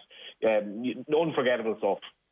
It really was an incredible goal. What I had forgotten that Ortega had got himself sent off before it. That for the headbutt on Van der Sar, Ortega's one of these Argentine playmakers that like they always tried to have someone as the next Maradona. They had various sort of incarnations of it, and he had this sort of the size and the build and the number 10, and like he had these moments of brilliance. But obviously he had the self-destruct overcame the brilliance in that. But the Bergkamp goal, you played the clip there. I got a lot of comments earlier on, John, about the Barry Davies commentary on that as well. People saying it was just an amazing piece of commentary that he produced. But that was just an awesome. I remember Bergkamp scoring a great goal for Arsenal against Leicester. Do you remember that in a Premier League game at some point? And it was late enough in the game as well. But that moment, from basically a sort of a hopeful punt forward in the sun, I like that. That's a bit harsh, then. Though it was a better pass than that. Well, it was an angled ball. It was a very angled ball, I guess. But he still, I mean, you wouldn't be talking about that pass 22 years later if it wasn't for the control. I mean, it's the fact he plucked it out of the air. Like that's what made it so good. I'm sure several similar passes were tried in the same game, but that was just. Yeah, great stuff there from Dan McDonald, Johnny Ward with John and Neil on Saturdays Off the Ball. They are going back through all the World Cups in recent memory. Saturday was France 1998, and you get the full piece back now on youtube.com/Off the Ball. Before we get into this morning's Classic Game Club, we've got time for a quick check-in with Alan Quinlan. How are you getting on, Quinny? Fine, Owen, and yourself? Good, thanks. What have the weekends entailed for you? Ger was saying earlier on that everybody's been cooking banana bread. What have you been getting up to? Just trying to get out cycling, go for walks and stuff like that. I think doing some sort of exercises helps me. I think the days are pretty long, and my son keeps asking me what time it is and what we're doing today. And sometimes I'm bored. It comes up a lot. So really just trying to get out and keep moving. Both of us are on the bikes, and we cycle down to the park and move around as much as we can. I think obviously we've got to be more careful now with the new restrictions, but I certainly find I'm sure it's no different than anyone else. I think everybody's finding it challenging, and I think for me is trying to get out in a bit of nature and keep moving is helpful. Just looking at your social media, Alan, over the course of the weekend, you were digging out some old photos, I think. Yeah, I suppose I was just looking through some photos, and I'm not normally somebody who goes back looking at photos or results or looking at medals and stuff. And I just found a great photo of Mick Galway, John Langford, John Hayes, myself, and Anthony Foley. When John, I actually got it wrong on Twitter when I initially saw it. I thought we were in Kilkenny, because we spent lots of time down in Kilkenny, particularly when we were playing for Shannon. We would stay, maybe if we played in Dublin, we would travel back to Kilkenny on the Saturday night. John Hayes, myself, maybe Anthony, and have a night over in Mick Galway's. And so I thought that was one of the many times we were in Galway's house in Kilkenny, but it was actually, in fact, in Capamore, in John's house, when his first daughter was born, Sally. So it was... obviously, it just brings back kind of happy memories of our time together with Shannon, and it just made me realise how lucky we were with the players we had there. I think I put up another picture of the '98 final when Axel was captain, and it was myself, Golov, and Axel who were in that particular photo. Somebody sent it on to me, and a copy of that picture, and that was a pretty famous day for the All-Ireland League and for Shannon. There was over 20,000 people in Lansdowne Road for that final in '98. So I was getting a bit nostalgic and looking back, and they brought back happy memories. And I was thinking the impact John Langford made with Munster and with Shannon, and how lucky I was to play with all those players. And when I joined Shannon in probably 93, 94 under 20s, and then went on to play on the senior team, and just that photo brought back some of those memories, and it was really nice to see it. It's a great time to be nostalgic, actually. It's a great opportunity to actually reflect a little bit, just go through old photos. Like, I presume the time with Shannon and that photo with Golov and Axel is fantastic. I presume that goes down as one of the happiest moments you had in your playing career, that Shannon era. Yeah, well, I counted myself very, very lucky, and without sounding any bit disrespectful to the other clubs in Limerick, when I played, being from Tipperary, and I played on the Ireland under-18s team and captained them, a lot of the clubs in Limerick were trying to sign me from Clanwilliam, and it wasn't that there was money involved or anything like that. It was really, they were trying to turn my head to go and join the club in Limerick. I wanted to probably stay with Clanwilliam for as long as I could and keep playing with the team there and try and give as much back as I could, because I did realise, without being cocky, I did realise that, look, when I left, I probably wouldn't be back for a long time. And I was confident that I could go on and play senior rugby in Limerick, and my hope and thoughts were to try and go on and play for Munster and Ireland, obviously. So young Munsters tried to sign me, Ger and Eoin tried to sign me, Shannon tried to sign me. So my head was being turned by all the clubs, and I loved the fact that I would have went to many games with my dad when I was younger into Limerick to see All Ireland League games on Saturday, between the derby matches, which were incredible, and Ger and Eoin and Shannon young Munsters, and so I would have had a real interest in the All Ireland League and the way it was going since it came in to fruition, and I wanted to play there, so I chose Shannon mainly because of Mick Galway, really, and we got to know each other. I was working in the garage in Tipperary town, and he used to collect me for training, and but it was a very rewarding decision, because when I started playing for Shannon first under 20s, I played in a brilliant under 20s side that won the Munster League, the Limerick League, and the Limerick Cup. We won the 3 trophies that were available to us. Axel was our captain. We had many brilliant players in that team, and it was just incredibly enjoyable. And I in those early years, when I was probably 19, 20, I would play probably 3 games a weekend, 2 on Saturday, 1 on Sunday, because I would always try and go back and play with my club Clanwilliam on Sundays. So it was crazy to think that you played 3 games, and then I was playing under 20s for Munster and senior games for Shannon in the afternoon on Saturdays. And but it was a decision that was very rewarding, and it gave me an opportunity to kind of start training with Munster pretty much straight away. And once I started playing in the senior team with Shannon in 95, I was training with Munster a couple of months later and made my debut for Munster in 96. But the success we had with Shannon was just incredible. I look back in the team that started that 98 final in Lansdowne Road, where there was close on 25,000 people. And I really remember the excitement, that the build-up to that game between 2 Limerick teams, massive rivals, going to Dublin, playing in Lansdowne Road for the All-Ireland League final. And, you know, Marcus Horton, as Lou said, Mark McDermott, John Hayes, Mick Galway, Kevin Keane, Eddie Halvey, Anthony Foley, and myself for the forward pack. 7 of us were playing for Munster. Kevin Keane was the exception that time. So I was very lucky that I went into a side that was, you know, on the up, really. They won the league in 94, 95, the senior team. I didn't play in that year, but I won 3 All-Ireland leagues then in that famous 4-in-a-row run. And they were special times because people are so passionate about the rugby, and the club game was so strong back then in Limerick, and it was just incredible to be part of it, and it certainly helped me in my development and in going on and getting the opportunities I did with Munster and with Ireland.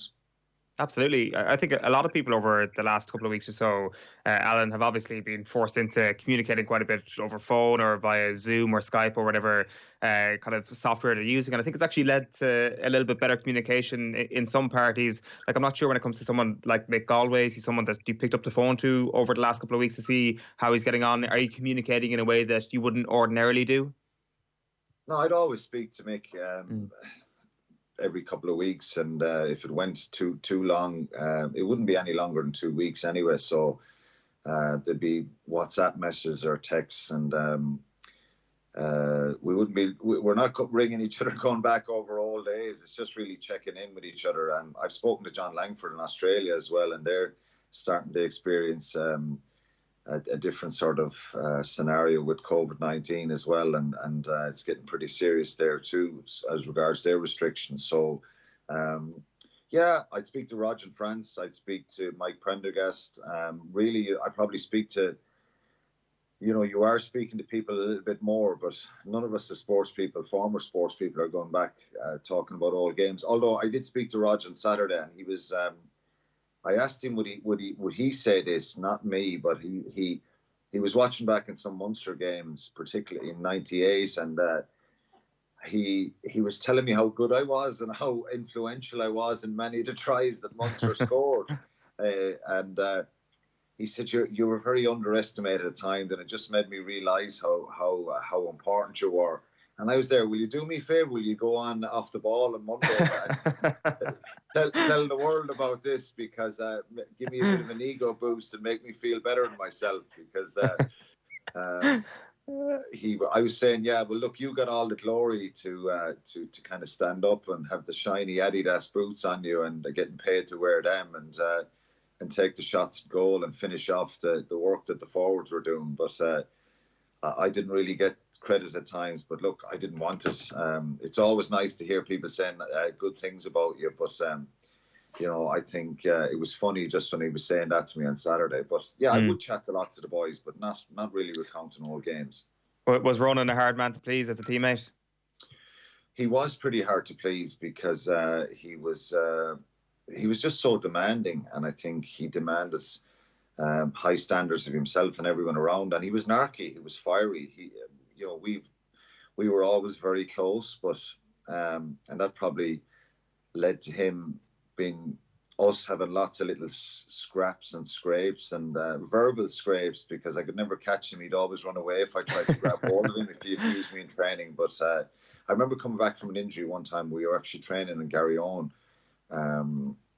I think there was something being done to the pitch in Thomond Park, and he more or less told me I was on the second team, if you like, and running against the starters for the weekend. I was just coming back from injury, and I was just being my usual myself, trying to mess up the opposition and frustrate them and stop their lovely free-flowing team run for the weekend. And we had a little scrap, and he told me I am where I am because I'm such a useless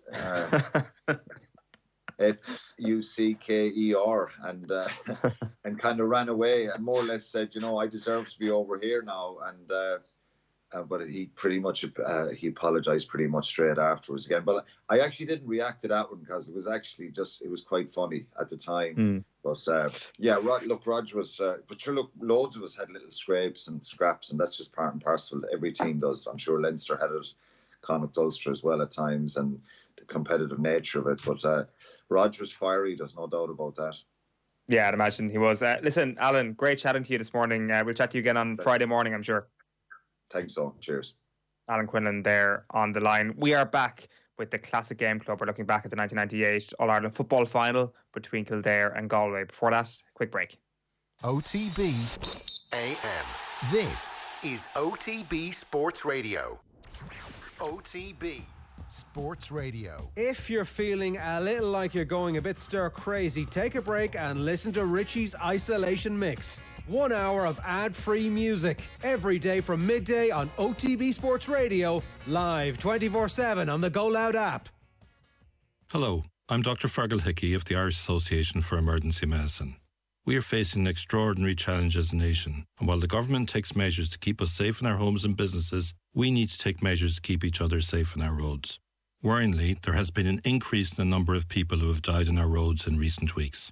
Our healthcare professionals already face unprecedented pressure as a result of COVID-19. Every crash diverts ambulance crews and adds to the workload of already under pressure emergency departments. We can help them by not adding further to it. So we are asking you to make a special effort to take greater responsibility when using the roads. Please stay safe. Thank you. A message from the Road Safety Authority and An Garda Síochána. OTB AM. Okay, you are very welcome along to the Classic Game Club here on OTB AM. It's the show where we go back and watch old matches that are available in full on the internet. And thanks to official GEA on YouTube uploading a particularly interesting match. Well, interesting or not interesting, I think we'll get to that in a while. We are thankful that we were able to go back and watch the 1998 All-Ireland final between Galway and Kildare. We've got Ger and Tommy here. Tommy, this was your suggestion a couple of weeks ago before official GEA put this up, so your prayers have been answered. Yeah, thankfully. To be honest, we're going to get to a little later, the quality of the game itself, how good it really was. I think that... Let's get to it now. Come on, let's get to it now. You obviously thought this was a lot better. The third greatest game of all time, according to one noted scribe. Third greatest All-Ireland final. Now, look, the third greatest All-Ireland final of all time, or was it the last 20 years? All time. That's how Martin Breheny described it. I think it was actually a really, really good game. I think it was a really good game. But I have a feeling that the fact that I've watched The Year Till Sunday 8 times perhaps tinted the fact that I thought it was way better than it was. But it was such a good game. There's moments of individual madness, never mind brilliance. It's class. Joe, were you at this? I don't agree, no. I didn't realise, Tommy, that this was your suggestion, because I was going to wreak a revenge on Owen that would never stop for forcing me to go through this in the middle of a global pandemic. And I'm doing this, as you can see, with so we're recording this on Sunday evening. So if anybody wonders about me problem drinking on Monday morning, we've actually recorded this on Sunday evening. I just wanted to make that clear. And I am going to be having a glass of wine in the middle of this, because this is the first time I've seen this game since 1998. I was at the game. I was reporting for FM 104, and I was at every game that year. I covered the whole thing, and like at that stage, that's back in the glory days of journalism, where you could walk into dressing rooms after matches. And I had been at every Kildare match, and I'd been in the changing room after every game, and I'd been at some of the training sessions in the build-up to it. And like, it's very hard for me to put this in any other context than to explain that in the 1990s, Kildare were where Mayo are now. They were the Mayo of that decade. In that, at the start of the decade, Miko had arrived, and everybody had assumed that he would bring glory with him. They reached a league final in his first season, and then they crapped out against Louth in the first round. And then he left, and Dermot Earley came in, and then he came back, and this is his second flowering. And in 1997, they had run Meath, who were then the All-Ireland champions, to a trilogy of matches before losing in the first round or the second round of the Leinster Championship that year.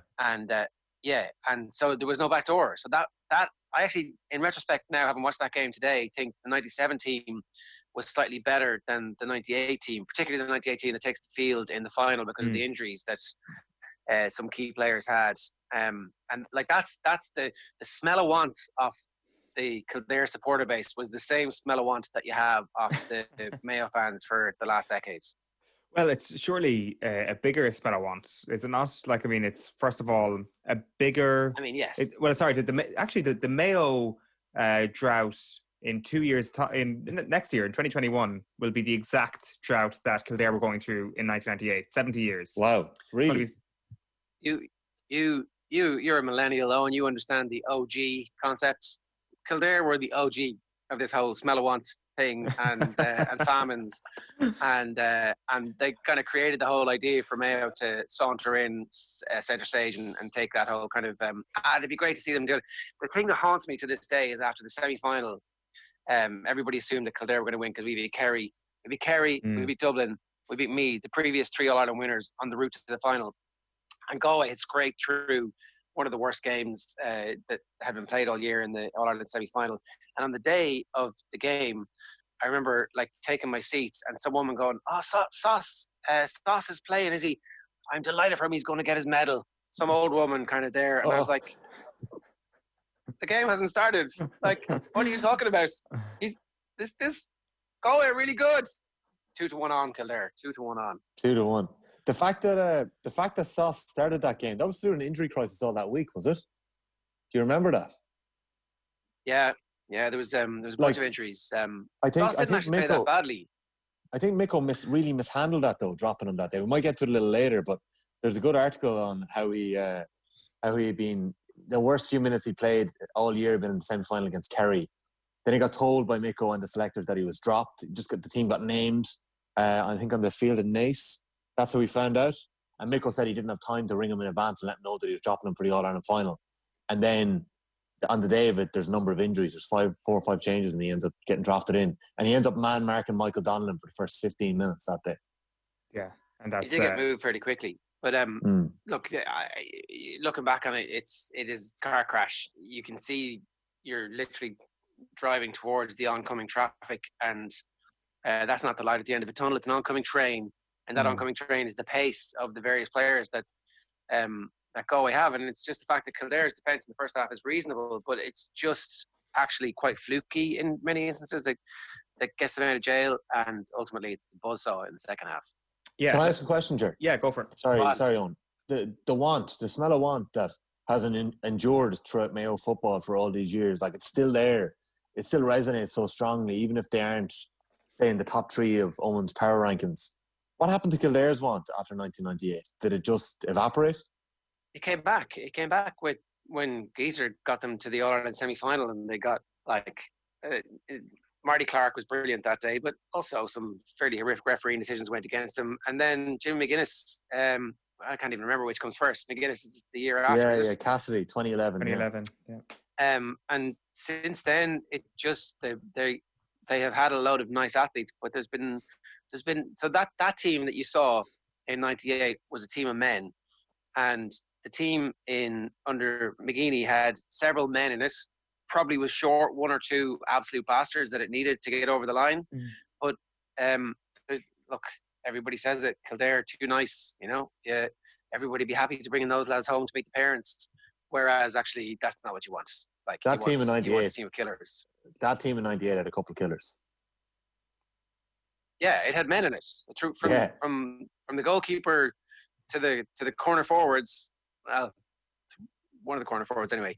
They were hard ass. Like, looking back on it, Brian Murphy comes off the bench and can win his own ball in the full forward line, and you're thinking, lads, that's what it's like when the ball doesn't come back like a table tennis. Like, stick a big man up in the full forward line, he's going to win his own ball. And anyway, a really interesting couple of years for Kildare football. Like, really brilliant to be an eyewitness to. And, like, because I was too young when Mick arrived first in 1990 to fully appreciate what was going on. But that summer, after every match in Dublin, I would go home to Athy, and the pubs were lit. Like, it was unbelievable. Everybody was, you'd be in a pub, and normally if somebody spilled a drink in that pub on somebody else, there'd be a row outside the Chippers. At that point, people were spilling drinks over each other, and it was grand. It was like, that's quite a sea change. But it's I don't know. They need to get back there. They you kind of look at this going, we have not experienced anything like this as a football culture in a decade now, and it's very sad. So Miko arrived in 1990. Was that the year that Tompkins and Fahy went to Cork? No, they'd already gone. Sure, they won a couple of All Irelands in the football year by that stage. And 1990 is the year that they do the double. So was it 90 or 91 was his first season? I can't honestly. Now you put me on the spot, Tommy. Go to my head, I'd say 91, but I could be wrong about that. But he was there for 3 or 4 years, didn't quite make the breakthrough, but certainly raised standards, fell out with the county board, and Dermot Early Senior stepped in for either 1 year or 2 years, and that team was still really good. But again, just couldn't get it done. And then Miko came back in 97. They had that great season. 98, they had a great season. 99, they collapsed. And then 2000, they win another Leinster, and ultimately meet Galway again in an All-Ireland semi. Just couldn't. Just did nothing in that semi, as far as I can remember. Like, it wasn't a close game at all. It's kind of like the second half more than the first. Just to give the full context on 98 then, and Kildare's path to the final, as I've mentioned, 70 years since their last All-Ireland at this stage. They hadn't been in a final since 1935. So even just the idea of being there in the big day, there was a long old famine for that. So they had that back. As Jared said, beating 3 of the last All-Ireland winners, Dublin in the Leinster quarter-final, Laois in the semi-final, Meath then in the Leinster final, and then that All-Ireland semi-final against Kerry where Micko takes down Paddy. So this is Micko's 21st and last ever All-Ireland final as a manager. Kevin Walsh in a year till Sunday said that the Kerry results had Kildare as strong favourites, and it's not some sort of pie in the sky trying to play down their chances. As you said already about the odds, I think they were actually 9-4, while Galway were 9-4. Obviously, Kildare were back down to 9-4 on at this point. You might just get into a bit of Galway context because it's very interesting. Obviously, like they hadn't been in an All-Ireland final since 1983. They'd only won Connacht once in the previous 10 years, and they've obviously just turned to Mayo man John O'Mahony in the autumn of 1997 to get them over the line in 98, hoping to win their first All-Ireland in 32 years. The last team to win an All-Ireland in Galway, obviously, that great 3-in-a-row team in the 1960s. And we can have a listen to a little bit of A Year Till Sunday. First of all, you can hear the voice of Michael Donnellan, which not a lot of people tend to hear. But here he is talking about the weight of history on this Galway team. My father won All-Ireland in 1964 and he was captain. My grandfather in 1925 won All-Ireland with Galway. You're always reminded of it. Will you ever be like the father? Will you ever be like the grandfather? Things like that. Michael Donnellan there in A Year Till Sunday. It's kind of that's great. That clip is just fantastic. You're not going to be good enough, young fella, unless you have that All-Ireland medal in your back pocket. I think this matters. I actually think this really matters a lot. Like I think that, I was thinking about the greatest managers of all time, and at some point, Ger Carning in it says, Micko, this would have been the sweetest one of them all if he could have pulled it off, and like, it would have. It like. The achievement that he had with Kerry was unparalleled, right? An absolutely sensational achievement and innings. But to do it in a culture that has been a culture that has experienced nothing but defeat for 7 successive decades is completely different from doing it in a culture where, like, at least in Michael Donnellan's family, there is a sense of, you can do it. It's actually, it's an achievable thing. Like when Kildare won the under-20 title 2 years ago, that was their first national title since the 70s at any grade. No minor All-Ireland, no under-21, no under-20. Geez, I don't even know if they've won a club All-Ireland. Maybe they have, but I'm not sure that they have. So, like, Michael Donnellan in that game is a 21-year-old buck, and there's 5 of the under-21s on that team from the Galway team that year. And just having, at least in the culture, the fact they have won an All-Ireland before, I think it really matters in an All-Ireland final. Like there was a nervousness around both sides, but the nervousness kind of gave way in Galway's in the Galway team to actually, you know what, we're living here and we're still alive. Whereas the nervousness kind of burned out the energy in Kildare, I felt, in this game. And I don't know, that weight, so Mayo haven't been able to get over the line. Kildare haven't been able to get over the line. Tyrone, that's why I so value Tyrone's achievement in getting over the line. And even Armagh's, to a lesser extent, in that they only managed to do it once, despite the fact that they were probably just as good as that Tyrone team. This stuff, having a culture of people who have actually been in All-Ireland finals and lost them or won them, it really matters. It's interesting, actually, you mentioned Tyrone. This is the very day that Tyrone actually win that minor All-Ireland. 1998, the one that obviously a swathe of players come through and actually win it. So maybe that's part of it as well, that they actually have that national title in 98 to actually go on and win a senior one. But I do accept it is special that they hadn't won one at all and they managed to do it. And maybe, to be honest, Armagh was actually a pretty big impact on that. Maybe it was the teams in the early 90s from Ulster that were winning All-Irelands that had a big impact on Armagh to say that, Ulster can come as well. Yeah. So I think it's interesting. Just to go through Galway's route to the final, then they come up against Mayo in Castlebar in the first round in Connacht. The stakes during these non-qualifier era, during the non-qualifier era of football is just incredible. So Mayo, obviously, coming off the back of the last 2 consecutive All-Ireland finals, having lost them, they have to go to Castlebar to try and beat Mayo to keep their season alive. They do that, they beat them, then they get through Leitrim in the Connacht semi-final. Then Roscommon almost knocked them out in the Connacht final. That goes to a replay, and Galway eventually beat them. And then it's Derry then in the All-Ireland semi-final. Just going to play a couple of John O'Mahony clips from A Year Till Sunday. It's interesting in one of the scenes where O'Mahony is talking about the national perception of Galway. Here he is holding up a newspaper proper dressing room wall stuff, talking about what the national media have been saying about Galway. You read this after the last day. These are the people that Galway fancy Dans get the simple things wrong. I'm not a Galway man, but I have an awful loyalty to this group, and I would be hurt by that kind of a situation, by what's being said. A nice team. Don't have a midfield pairing capable of winning a majority of clean possession. Missing frees, all those kind of things. There's only one fucking answer for that.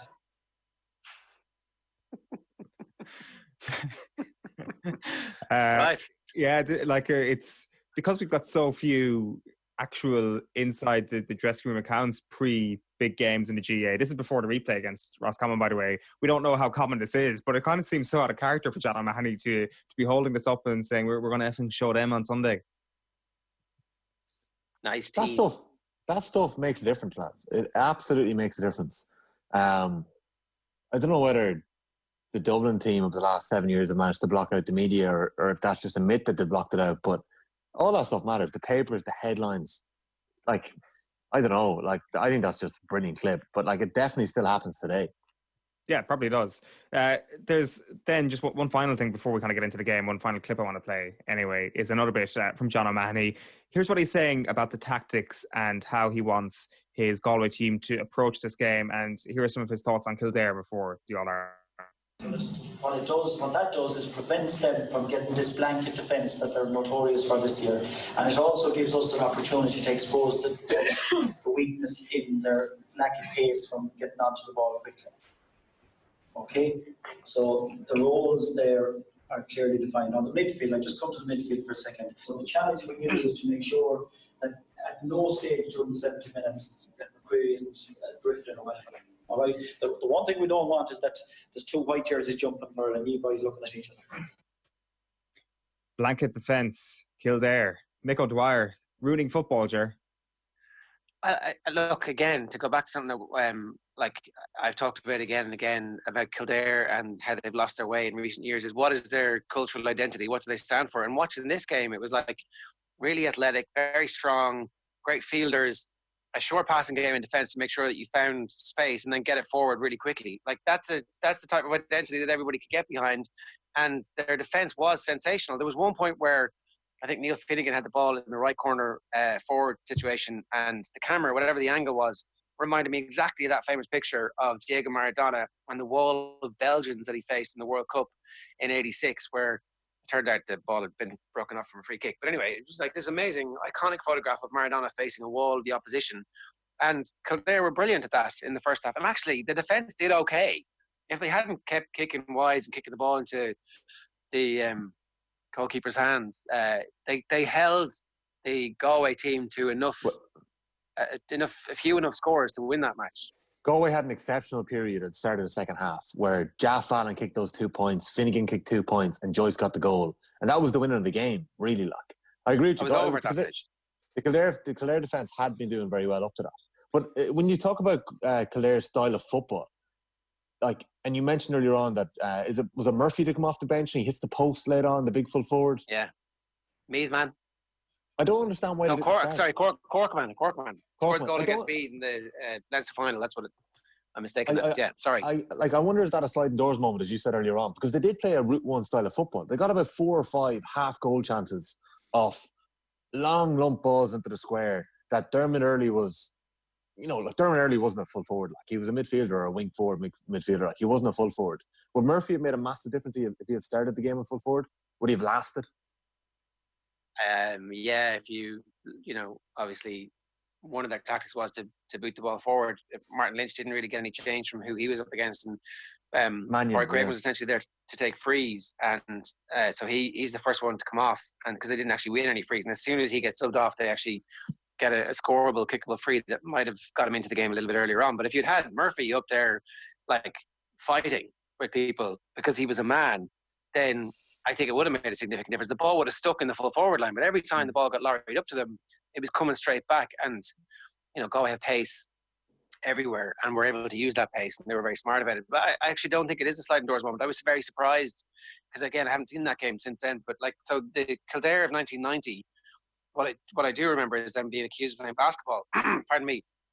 And that they were being accused of ruining the game because they were hand passing the ball too much.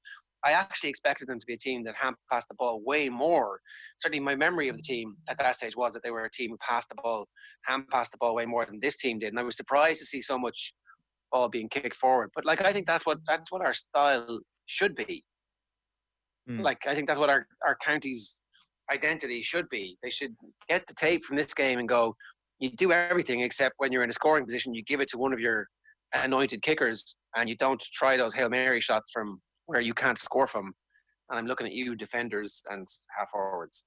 Well, I could definitely see Kevin Feely and Tommy Mullick replacing Buckley and McCreary in midfield. And I could absolutely see Daniel Flynn being the man on the end of the square with Paddy Brophy hanging around him. And perhaps Jimmy Hyland, if he gets better. Like, that could be, there you go, that could be it. That's the trick that could be missing. I think so. Who should Murphy have started in front of? Is it Carlo Dwyer? No, he should have started in front of Pádraig Raven, and they should have decided that somebody else is going to take the freeze. Is that not a bit revision? Or maybe you keep Martin Lynch in reserve. Is that not like very much a hindsight call? Wasn't Graven brilliant in the All-Ireland semi-final? Obviously, he was terrible in this game. He had a very bad day, and things did not go his way. He was a free taker. He was like so this is the last era where you're allowed to have a free taker in your team, as opposed to somebody whose job it is to tackle or win ball. And the way that Kildare were playing, they couldn't afford to have so. I don't know. I honestly, Tommy, I don't know. Like did he come off the bench in the Leinster final against me and score the goal that won it, or did he start that game? I can't remember. It's just that they lumped so much ball in on early. Like, they just kept lumping it in, and they didn't get goal chances. Like, yeah, they got chances. They got a lot of chances. Yeah. Well, in the very first, the second or third minute of the game, Dermot Earley gets catches a ball, shuffles and Ray Silk slides off into the distance, and he's actually through one-on-one, but it's his first possession of the game, and he snatches a shot and it goes wide. But if he'd brought that on, it was a goal chance. Yeah, McNamara made a good save off Lynch. Yeah, it's funny, Tommy. You talk about bad wides. I remember somebody saying, "Oh, all wides are bad," but it's not somebody who was from Kildare, because there's a difference between good wides and bad wides, and Kildare had many bad wides, and that's the other part of the DNA here that Mayo share, where forwards snatch at chances that seem straightforward, and defenders come up and decide they're going to try Hail Mary, and you're like, please, can we just give it to somebody who can just kick it over on a fairly regular basis, or can we find a couple of those players whose job it is to be the one who's kicking it? And maybe that's what they should use Pádraig Raven for. I don't know. So his job was not to win ball, but they were certainly kicking the ball into him to try and win it. I wonder about that. Like, I kind of found myself watching this game and thinking it felt like a really, really, really good club championship final. That's what it felt like, and I don't know whether that's because we're watching such levels of exceptional decision making nowadays, that the standards that are there with Dublin 75% in an All-Ireland final, or Kerry shooting accuracy, but it just felt like there was just decisions being made and shots being taken that you get hooked nowadays for doing that in a club game, including some that actually went over. Jeff Allen in particular would have got hooked for all the points he kicked in this final. They were all amazing. You couldn't hook Jeff Allen. He scored at half time. Maybe his first half, it was that second half. I actually think that second half performance of Jeff Allen is one of the greatest 35 minutes of individual sport I've ever borne witness to. Jeff Allen looked at Kildare and with his bare hands ripped their heart out and feasted on it in front of their children.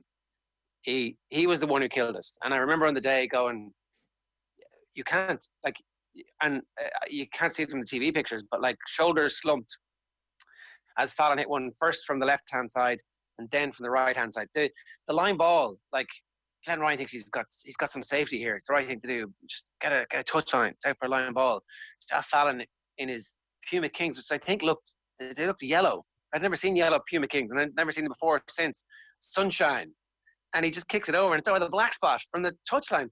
This wasn't regular. There weren't that many lads who were kicking the ball over from the touchline in the 90s. There just weren't. It didn't happen that often. Morris Fitz, obviously. We remember Morris Fitz. Well, exactly. That's actually that's what I thought when we saw Jeff Allen. It's like in consecutive All-Ireland finals, you have two incredible sideline scores, and one of them is far more remembered than the other. I think that Jeff Allen is a fairly unheralded part of the history of Galway. I know people who think Galway will always hold him up, but I think he's actually, I did not know he was this good in this final. I just want to go through the teams before we get into a couple of the moments of the match. We're supposed to get started. We can get started now, don't you? Yeah, let's start. You're very welcome, everybody. Hit record there on. Well, I think it's just important to go through the teams on paper here because, like, I love this Galway team. I think I don't want to call it the hipster team of the last 22 years, but I think it is. I don't think any team that's ever come after this. This is so depressing, by the way. There's a global pandemic on, and you made me sit through this again today for the first time in 22 years. This is the worst it's been. This is my lowest. This is the nadir of this entire last 2 weeks. So Galway, managed by John O'Mahony, they had Martin McNamara in goal, Tomás Meehan, Gary Fahey and Tomás Mannion, their full back line. What a half back line. Ray Silk, John Dively, Sean O'Dwyer. In midfield, you had Kevin Walsh and Sean O'Donnell. You had Michael Donnellan, Jeff Allen and Shea Walsh at the half forward line. Derek Savage, Pádraig Joyce and Neil Finnegan, the full forward line. Quality all over. Can I just make one point? Shea Walsh, I had no recollection of Shea Walsh before or after this game, but there was just a little bit of skill in the middle of it where he dribbled around 5 or 6 of them and it ends up like they get a 45 off it because the umpire didn't imagine something. But it was amazing. He didn't touch it. Absolutely didn't touch it. But anyway, they missed the 45, so justice was served. But I had no recollection of him as a footballer, and he was brilliant. Really, like that kind of jinky. You can see how over the course of a season he doesn't maybe end up having that much of an impact. But in the All-Ireland final, he came up big in a couple of moments. I think he's the one change from the semi-final, isn't he? Like that's a scene in the Year Till Sunday where they're telling the team for the final, and everybody congratulates Shea Walsh on actually being the man who gets the call up. The Kildare team then managed by Mick O'Dwyer, goalkeeper Christy Byrne, a full back line of Brian Lacey, Davy Dalton, Ken Doyle, Anthony Rainbow, Glenn Ryan. Davy Dalton didn't start. Sauce comes in and said him. Sorry. Davy. Wikipedia. Davy is like you can see him. He's there in a hoodie at the end, but like he looks about 60. Honestly, like he was in the very latter stages of his career, but would have been a spiritual leader for them. Now, whether or not he would have had the pace for any of that team, I'm not sure, but he certainly would have clattered a few lads, and his reading of the game might have got him out of situations. So look, who knows? Go on, sorry, half-back line. No, my apologies. I think the rest of this is correct. The half-back line, Anthony Rainbow, Glenn Ryan and John Finn. You'd Niall Buckley and Willie McCreary in midfield. You'd Eddie McCormack, Declan Kerrigan and Dermot Earley wearing the half-forward jerseys anyway. I think Dermot Earley was everything from a midfielder to a full forward during this game. And you need Martin Lynch, Carlo Dwyer and Pádraig Graven in the full forward line. So just on like some of these injuries, like there's a lot of folklore about rumours in the build-up to games when it comes to All-Ireland, but I think Kildare is probably a level above. So Ronan Quinn definitely out through injury. Niall Buckley hadn't been fit enough to train properly for weeks. Anthony Rainbow and Brian Lacey had hamstring niggles. Glenn Ryan pulled a thigh muscle while playing golf 2 days before the final. And then you'll hear in commentary from Ger Canning that Willie McCreary, assistant trainer to Aidan O'Brien at the time, was rumoured to have been hit by a horse during the week, but he had played down those rumours. Apparently that wasn't true. Miko, in his book in 2000, said, "When I saw the way things were going in the last few days before the match, I knew our luck had run out and that barring a miracle, we couldn't win. We should never have played Buckley. He was clearly unfit, but we gambled on his fitness and made a serious mistake. While it was, of course, a joint decision by the 4 selectors, I must accept most of the responsibility. I had been faced with a similar situation in the 1976 All-Ireland final against Dublin when we took a chance on the fitness of Jimmy Deanahan and Ger O'Keefe with disastrous results." You blame Miko? It was kind of heartbreaking to see. Like, Niall Buckley's my favourite footballer, and he just didn't do himself justice in the final. There's a nice point at the end of the game where you kind of see that's exactly what it should have been like, and this should have been his time to bestride Kildare history like a colossus and like the colossus that he was. And I would say up until that point, Brian Lacey had been in with a shout for Footballer of the Year because he'd nullified everybody's best forwards in the previous rounds. I think he'd gone directly up against Maurice Fitz, who obviously was coming off the back of the final the previous year. And so in everybody's sense that when Maurice Fitz gets to Croke Park in the All-Ireland semi-final, he's going to do untold damage. And Glenn Ryan clearly also wasn't fit. Like, if these guys were fit, who knows what would have happened. But look, I obviously I'm completely and utterly one-eyed when it comes to looking at this game for the first time again. it's hard not to acknowledge that Galway team, I can see why they are the hipsters team of the last 2.5 decades, because I didn't remember that the Donlan run happened so early in the game. Yeah, like in 7 my minutes head, in. it's kind of part of that second half. I was like, hang on a second, look where he is. I recognize this. But those injuries, they definitely did not help from a Kildare I'm starting perspective. to really, really, really understand this connection with Mayo football and Kildare football. Excuses. It's just not enough strength and depth. Strength and depth. Jenkins trapped.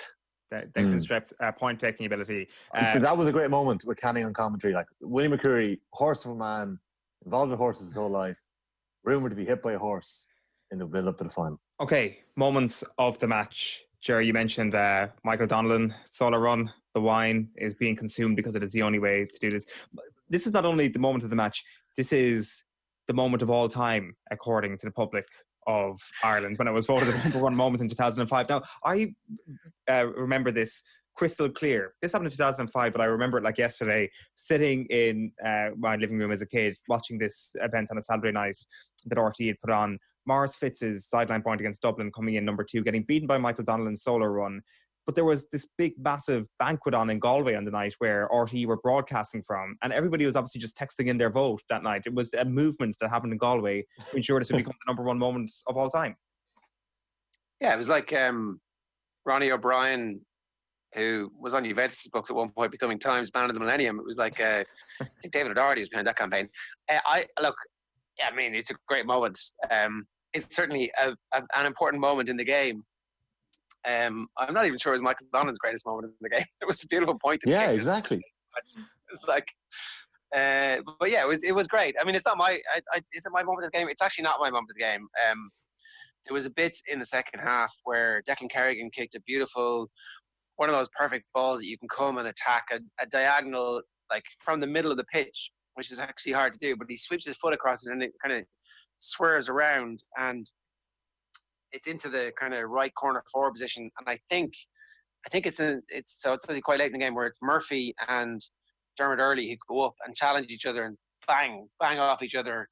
And the two of them are lying on the ground and the ball falls to a Galway man. And I'm like, that's exactly the two lads who you would have wanted in there at that stage. If one stays down and the other one knocks it down to him, then everything's going to be great. But it was a day of incoherency from a Kildare perspective. Tommy, what's your moment of the match? I kind of thought that Donlan run ended a little differently than it did. I was a little bit like when it started, I was like, oh my God, it's this early. And then when it finished with, it was a lovely little score, another pass and a point. I was a little bit underwhelmed that it was that moment. I thought it ended with a score, but it was his chip up a couple of minutes later, and it just kind of made him stand out as different class. The way that he just chipped that ball up, ran through, he just looked to be playing at a level above other players. And to be honest, the only other player that perhaps illustrated that a little later was probably Jaff Allen in the second half. But for me, it was either that moment with Donlan, and then there was one more moment. I'm not going to pick it as my moment of the match, but I absolutely loved Niall Finnegan's second point in the second half. It came off the back of a Donlan run. And Anthony Rainbow can do nothing but just drag his jersey back. And there's nothing more he can do but just drag his jersey. You don't see a good jersey drag anymore in Gaelic football.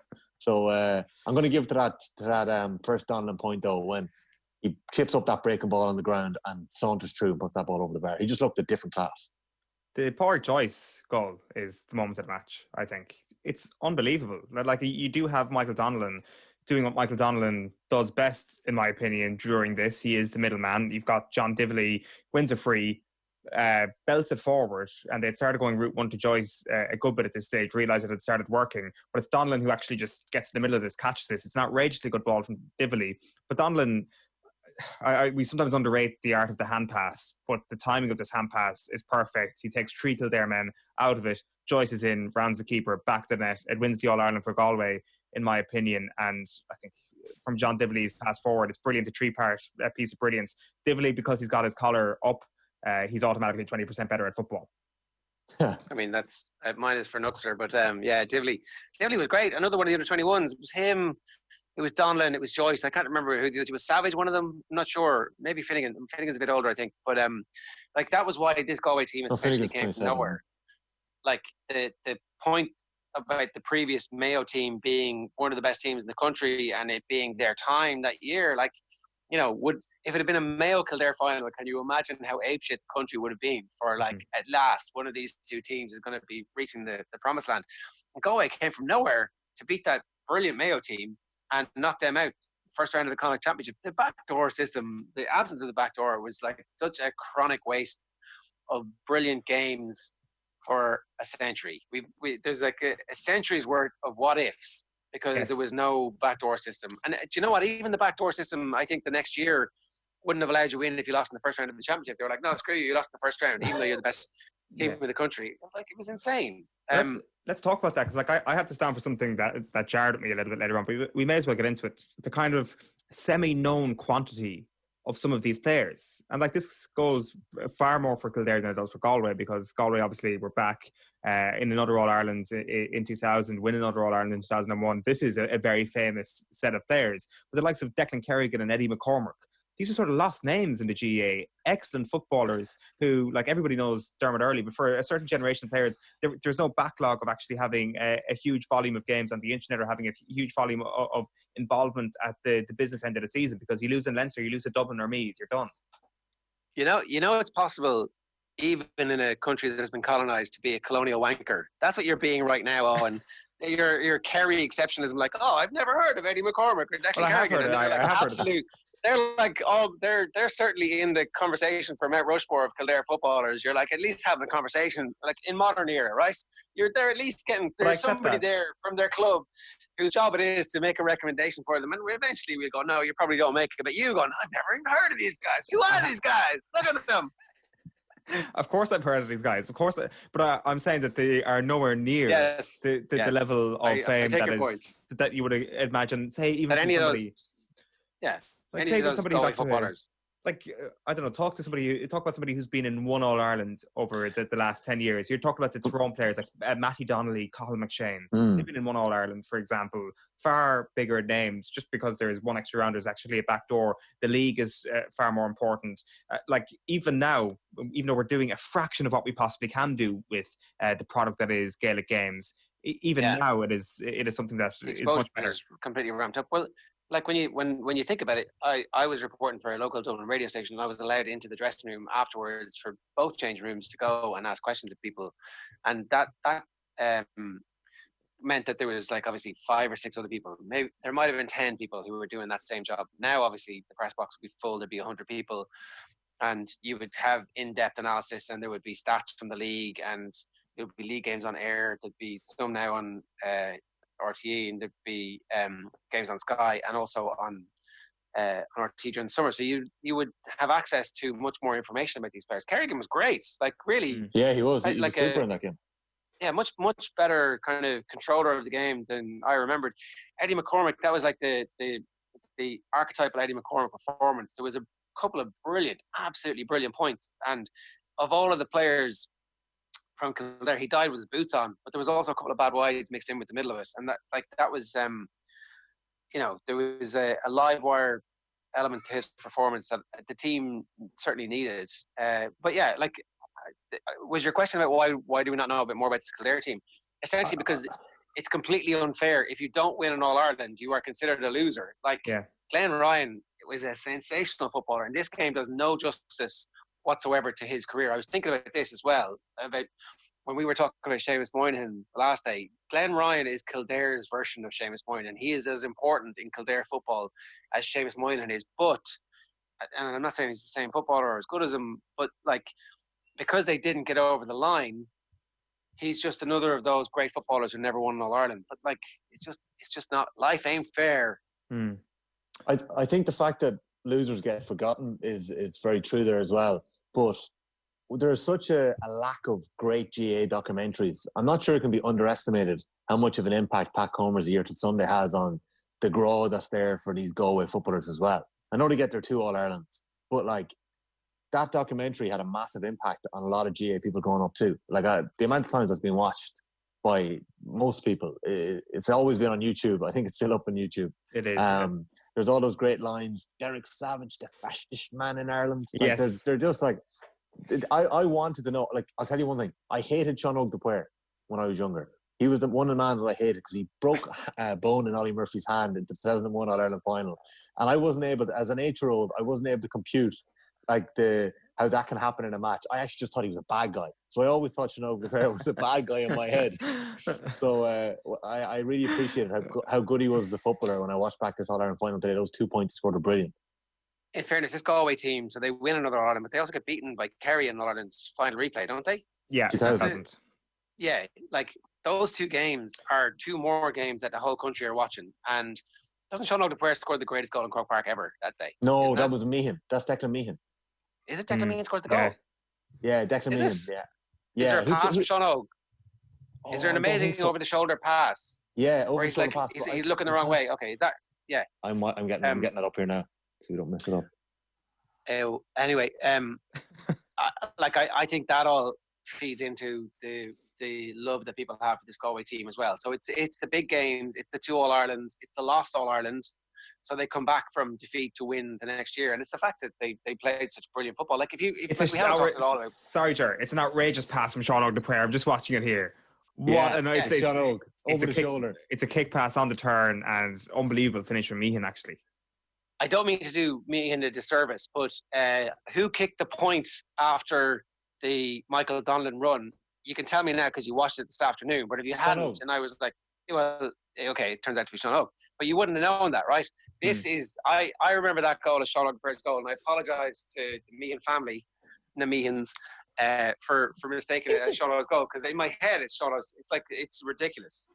Is it Sean Og who passed it? Why is he receiving the ball in the turn as a half forward? Well, good point. What? I think it's. I get that wrong too. That's not Sean Og the player, lads. Hold on. You do have a fairly good excuse there, Ger. I want to get into secret man of the match, but like just before we get into secret man of the match, the actual man of the match in this is Michael Donlan. And like just to finish up on any last things we have to say about Donlan on this, like for me, in this game, he looks like the county minor who is at his first year minor with his county and is now playing his first game at senior level with his club. As in, the only thing that he doesn't have compared to everybody else is the stature, but he is better than everybody else. He is faster than everybody else. He is more skillful than everybody else. That is Michael Donlan in this final, in pretty much any game you see him play for Galway. Paul Clancy played the pass to Declan Meehan. Ah, bollocks. All right. Apologies to Paul Clancy. What's Sorry, Sean Og not involved? Not at all. Right. Okay. Michael Donlan on. Sorry. Yeah, but he gets man of the match. So, secret man of the match. Anybody, any shouts outside of Michael Donlan? I think, like we've mentioned, Ja Fallon already. Like his range of scoring, absolutely fantastic. And what point are you making about Donlan then? That he doesn't look like he's an alien being, essentially. Mm-hmm. Do we have any last thoughts on Donlan before we move on? Where does Donlan rank? Where does Donlan rank amongst the Galway forwards on that day, in that 6? Where do you put Michael Donlan? Well, 1 or 2 on the day. Like I think you can make an argument for Ja Fallon to be man of the match given his second half performance. I have Ja.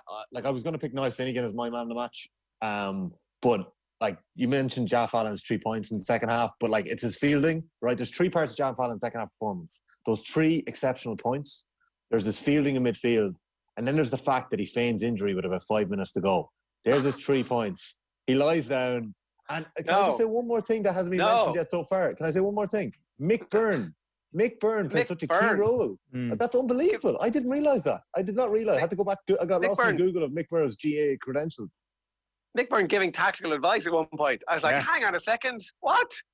Yeah, there's a great piece in the Indo from Liam Horan in 1998 describing Mick Byrne as Europe's most recognised sports physio. Probably is. Can you imagine? He would be Joe Wicks now with 1.6 million viewers if he'd just have been in the right generation every morning. I think Ja was not feigning injury. I think they finally realised they had to get him and they got him. I think that there was a few John Finn was a good man for an L tackle with the elbow to the. Niall Finnegan at one point shakes his head after one. There was one in the first minute, I think. That was the first minute, John Finn wins a ball and comes out with his elbow, and the referee's like, "Oh, come on, that's a free." And it's like, yeah, I mean, it is, and it's a red card these days. It's like straight to that. The tackling was old school, certainly.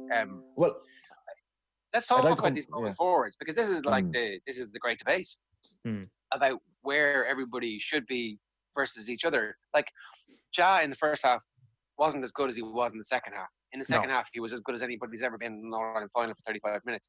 But Donlan, when the team needs it and they're getting completely overrun by Kildare, appears in the left corner back situation to make that run and then kicks another few points. Joyce, I think, in the first half is like he's upright like a horse. Like, we deserve to be here. He's strutting around. Now, he in the first half, he doesn't perform like he's capable of, and in the second half, he does. And there's one really bad wide when the crowd groans. But other than that, like, Joyce is absolutely a thoroughbred.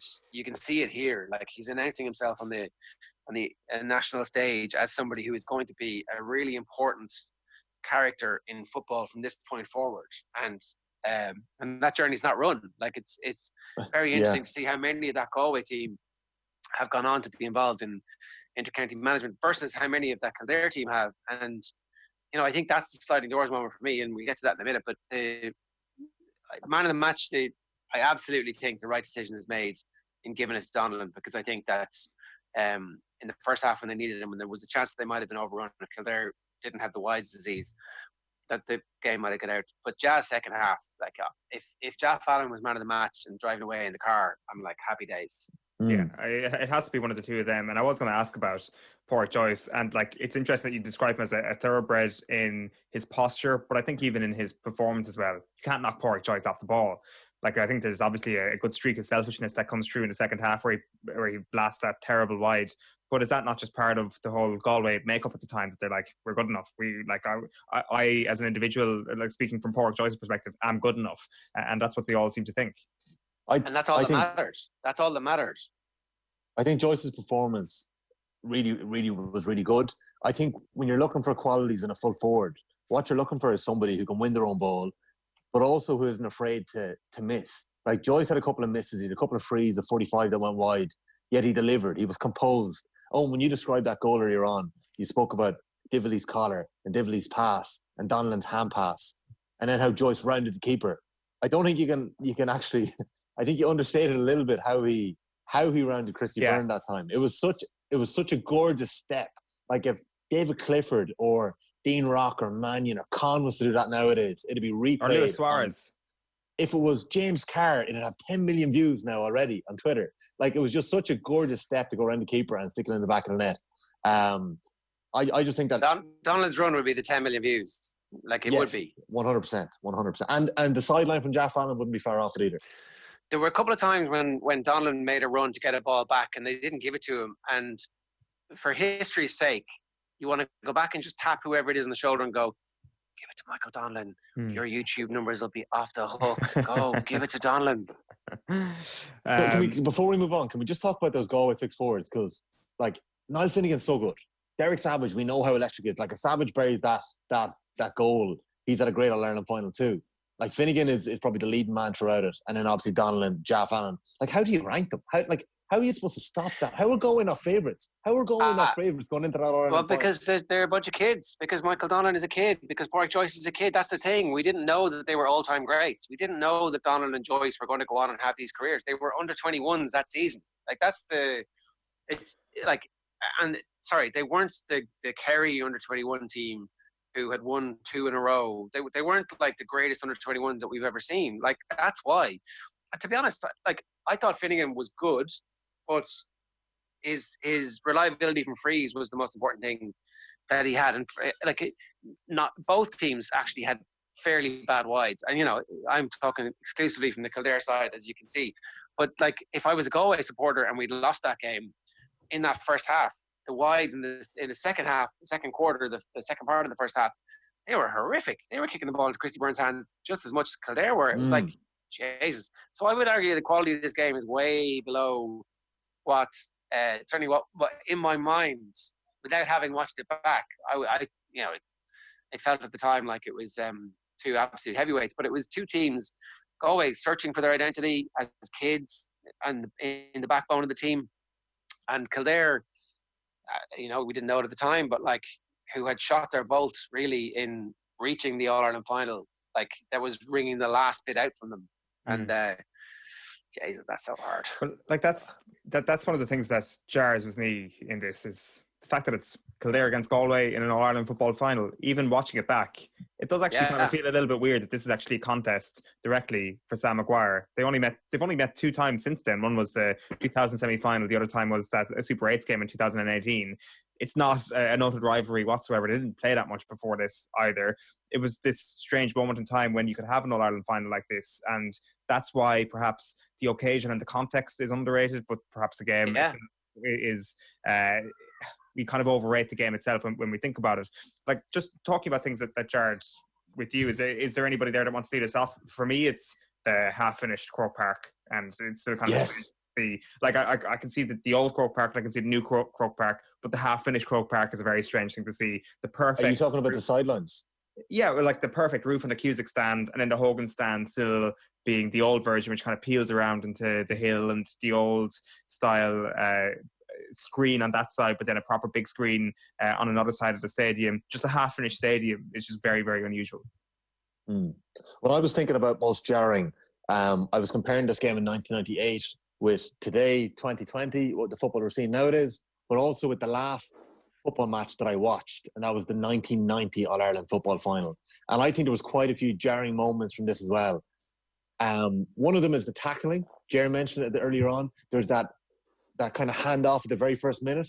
I was very surprised that was given as a free to Galway, as the Kildare defenders coming out with the ball, nails Niall Finnegan in the face, and the free's given to Galway. I was correct call. It's the 90s. I thought that stuff was allowed back then. Come on, let them play on. Let the players play. Mick Lyons and Jerry McEntee slide tackling the Cork boys, and Colin O'Neill gets sent off for a wee puck 2 weeks ago. That was one of the jarring things for me. And the second most jarring thing also relates back to 1990. Glenn Ryan is the only man of 30 with a knee brace on. Okay. And the last All-Ireland final I watched in 1990 had about 6. Yeah, clearly the times have changed in those 8 years. This is clearly more of a 21st century encounter. I took a picture of Mick Byrne squirting water on, was it Michael Donlan's calf? He was literally just squirting, he had a Lucozade bottle squirting water on it. It wasn't even a magic sponge, it was just a squirt of water. That was it. It was like, he was, Michael, I've got to.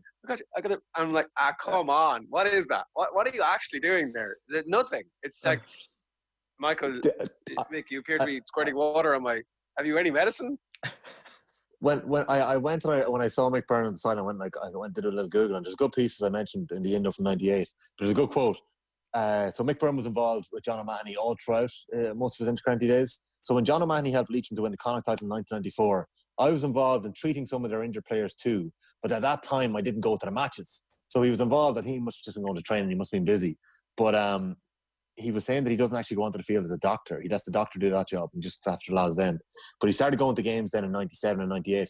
He won a Dublin Senior Club Football Championship medal with Clonagale and played alongside Mickey Whelan, Christy Kane, Jerry Brady and Paddy Holden on that team. And I also didn't realise that Mick Byrne was an accomplished show jumper, as well as obviously being the face of Irish soccer. 90. Yeah. There you go. That's I didn't know that either. Jumper. In terms of stuff that was trending at the time, the goalie gloves. Like, I know it was a wet day beforehand, but like, why is this not a thing anymore? When did that kind of go out? Like, here on Whelan, was he the last great goalie gloves person we have? Like, it was all the rage, obviously, in '98. What did Micheál O'Donnell have in his hands? It looked like one of those plastic gloves you see. Sean O'Donnell. What did he have? It only seemed to be on his right hand, and it looked like one of the latex gloves that people are using now to try and avoid the coronavirus. It was like it was see-through and it was white, and it was like, what the hell is that? So I don't know why more people didn't have goalie gloves. Like Kieran Whelan did, and he was around that time. So I don't know why more people didn't.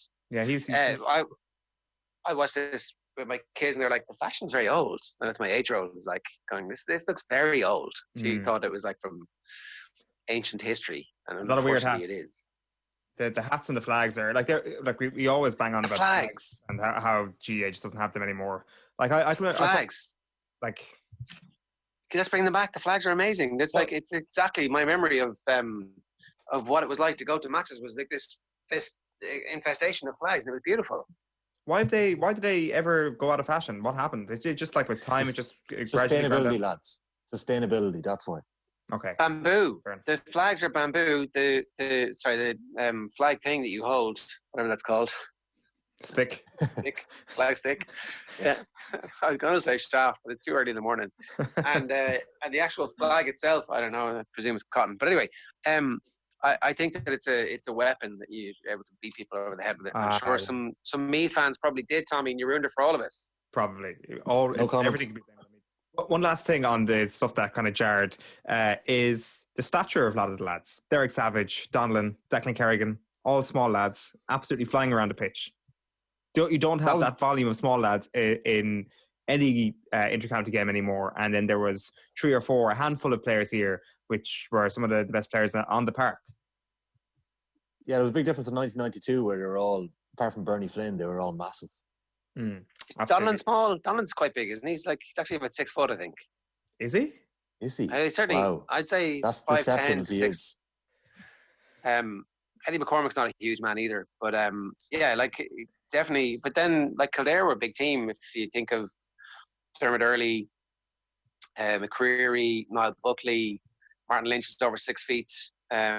Obviously Murphy when he came in. Glenn Ryan's a big man. Oh look, what a team! I love them. I love those men. I want to play some of the reaction because here is Ger Canning. We'll hear his voice first, I think, and then we're going to hear President of the GAA, Joe McDonough, of course, who was President at the time, and Galway captain Ray Silk. So we're getting to the part here where Galway have won the All-Ireland and the trophy presentation is about to happen.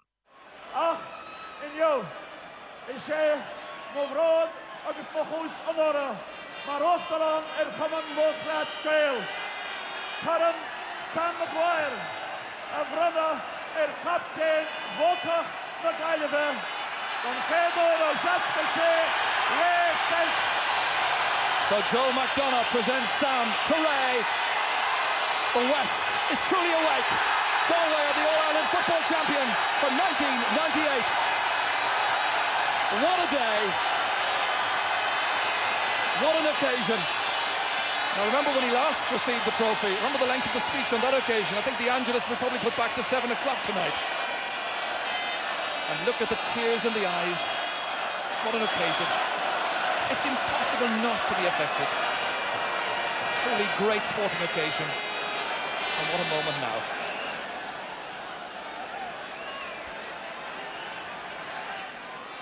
Winter Quinlan Agaiva. Winter Connacht. Constance is top the wire.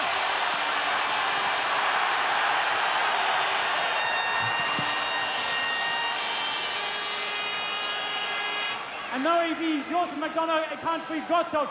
The on Gottok in Kirin. Jeff Lean. Aki Gottok who forced Aki Quinlan and Craig Connacht. There's Tucker Doblin. Kashi Arnold Dom. Of the Winter. Gaiva on Conchar Glocka, Oxea Trasnu, Aaron Sanon. Yeah, there is Phil and his speech afterwards talking about going over to Shannon. We'll talk about the commentary in just a moment, but that mention of the Angelus in the middle of it actually kind of came as a bit of a warning because it seems Ray Silk is being told midway through, kind of like the Oscars, to wrap up, stop talking because the Angelus is up. Well, he said it himself. Wow. It was like they were unhappy with me the last time I was talking here on RTE. He's clearly laying the way for his future media career. Always one eye in the future. And I feel it was an excellent speech, like a proper. This is the end of a famine speech, and I thought he did a great job. Yeah. So sorry, you were just saying there during the clip about the co-coms. No co-com. It was Ger Canning all on his own for the whole thing, and I actually don't remember when co-coms were introduced. It was obviously some kind of massive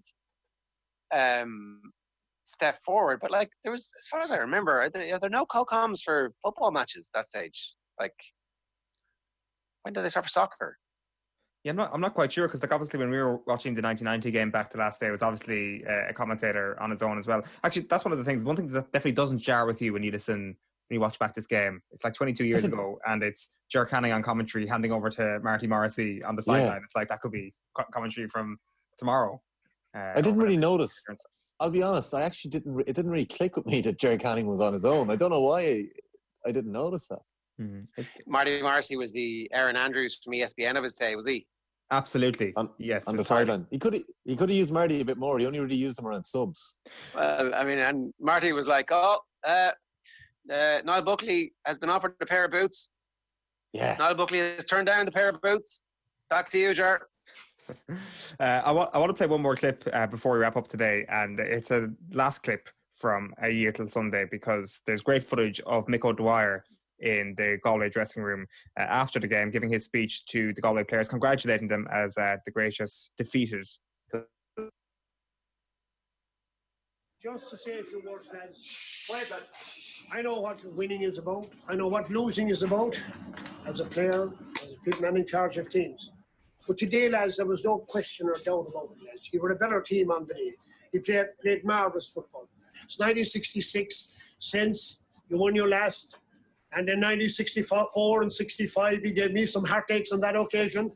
But today, I enjoyed it out there today, even though he beat us well. At one stage in the first half, I thought we were going to do it. We had you up to half-time, but you came out in the second half. And he gave a superb display of football for the second half. And on that, I congratulate you. Marvellous achievement for Galway and for the west of Ireland as well as marvellous. Congratulations. Well done. I'm going to go.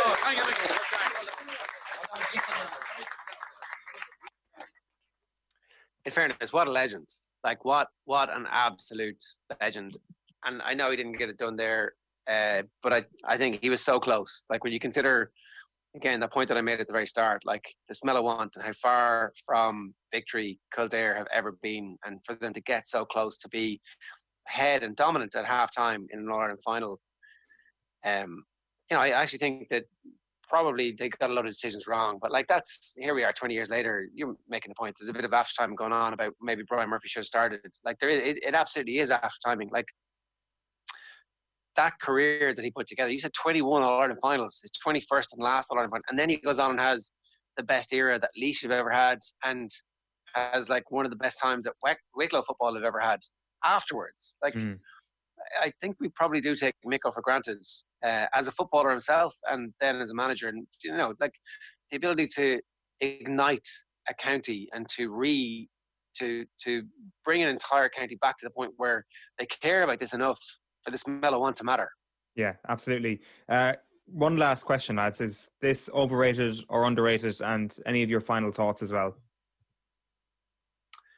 I mean, I sent you around in the WhatsApp that Martin Brownie was like saying this is the third best All-Ireland final. Like it isn't, it isn't. And so therefore you would say it is overrated. But like having spoken about it for the last hour, I think that there are enough plots and subplots that as you say, like when you consider this is Kildare against Galway for an All-Ireland title, Sam Maguire gets handed out at the end of this game. How far away are we now from that ever being a situation that we can envisage again? Like, can you see a scenario in the next decade where these two teams could meet in an All-Ireland final and we'd all be like, oh, that makes perfect sense. They're the two best teams in the country. Tailteann Cup, maybe. There you go. That's like, you know what? Maybe we could, like, we have a situation here where currently Galway are top of the Alliance National Football League. Kildare have an All-Ireland winning manager. There's an under-20s All-Ireland win in the bank a couple of years ago. Maybe we're closer than we have been for the last 10 years, but still that doesn't really say much for the prospects of having this sort of final again. Maybe one of these counties, I think, could go to an All-Ireland final at some point in the next 10 years. I feel like Galway are pretty close to it, but like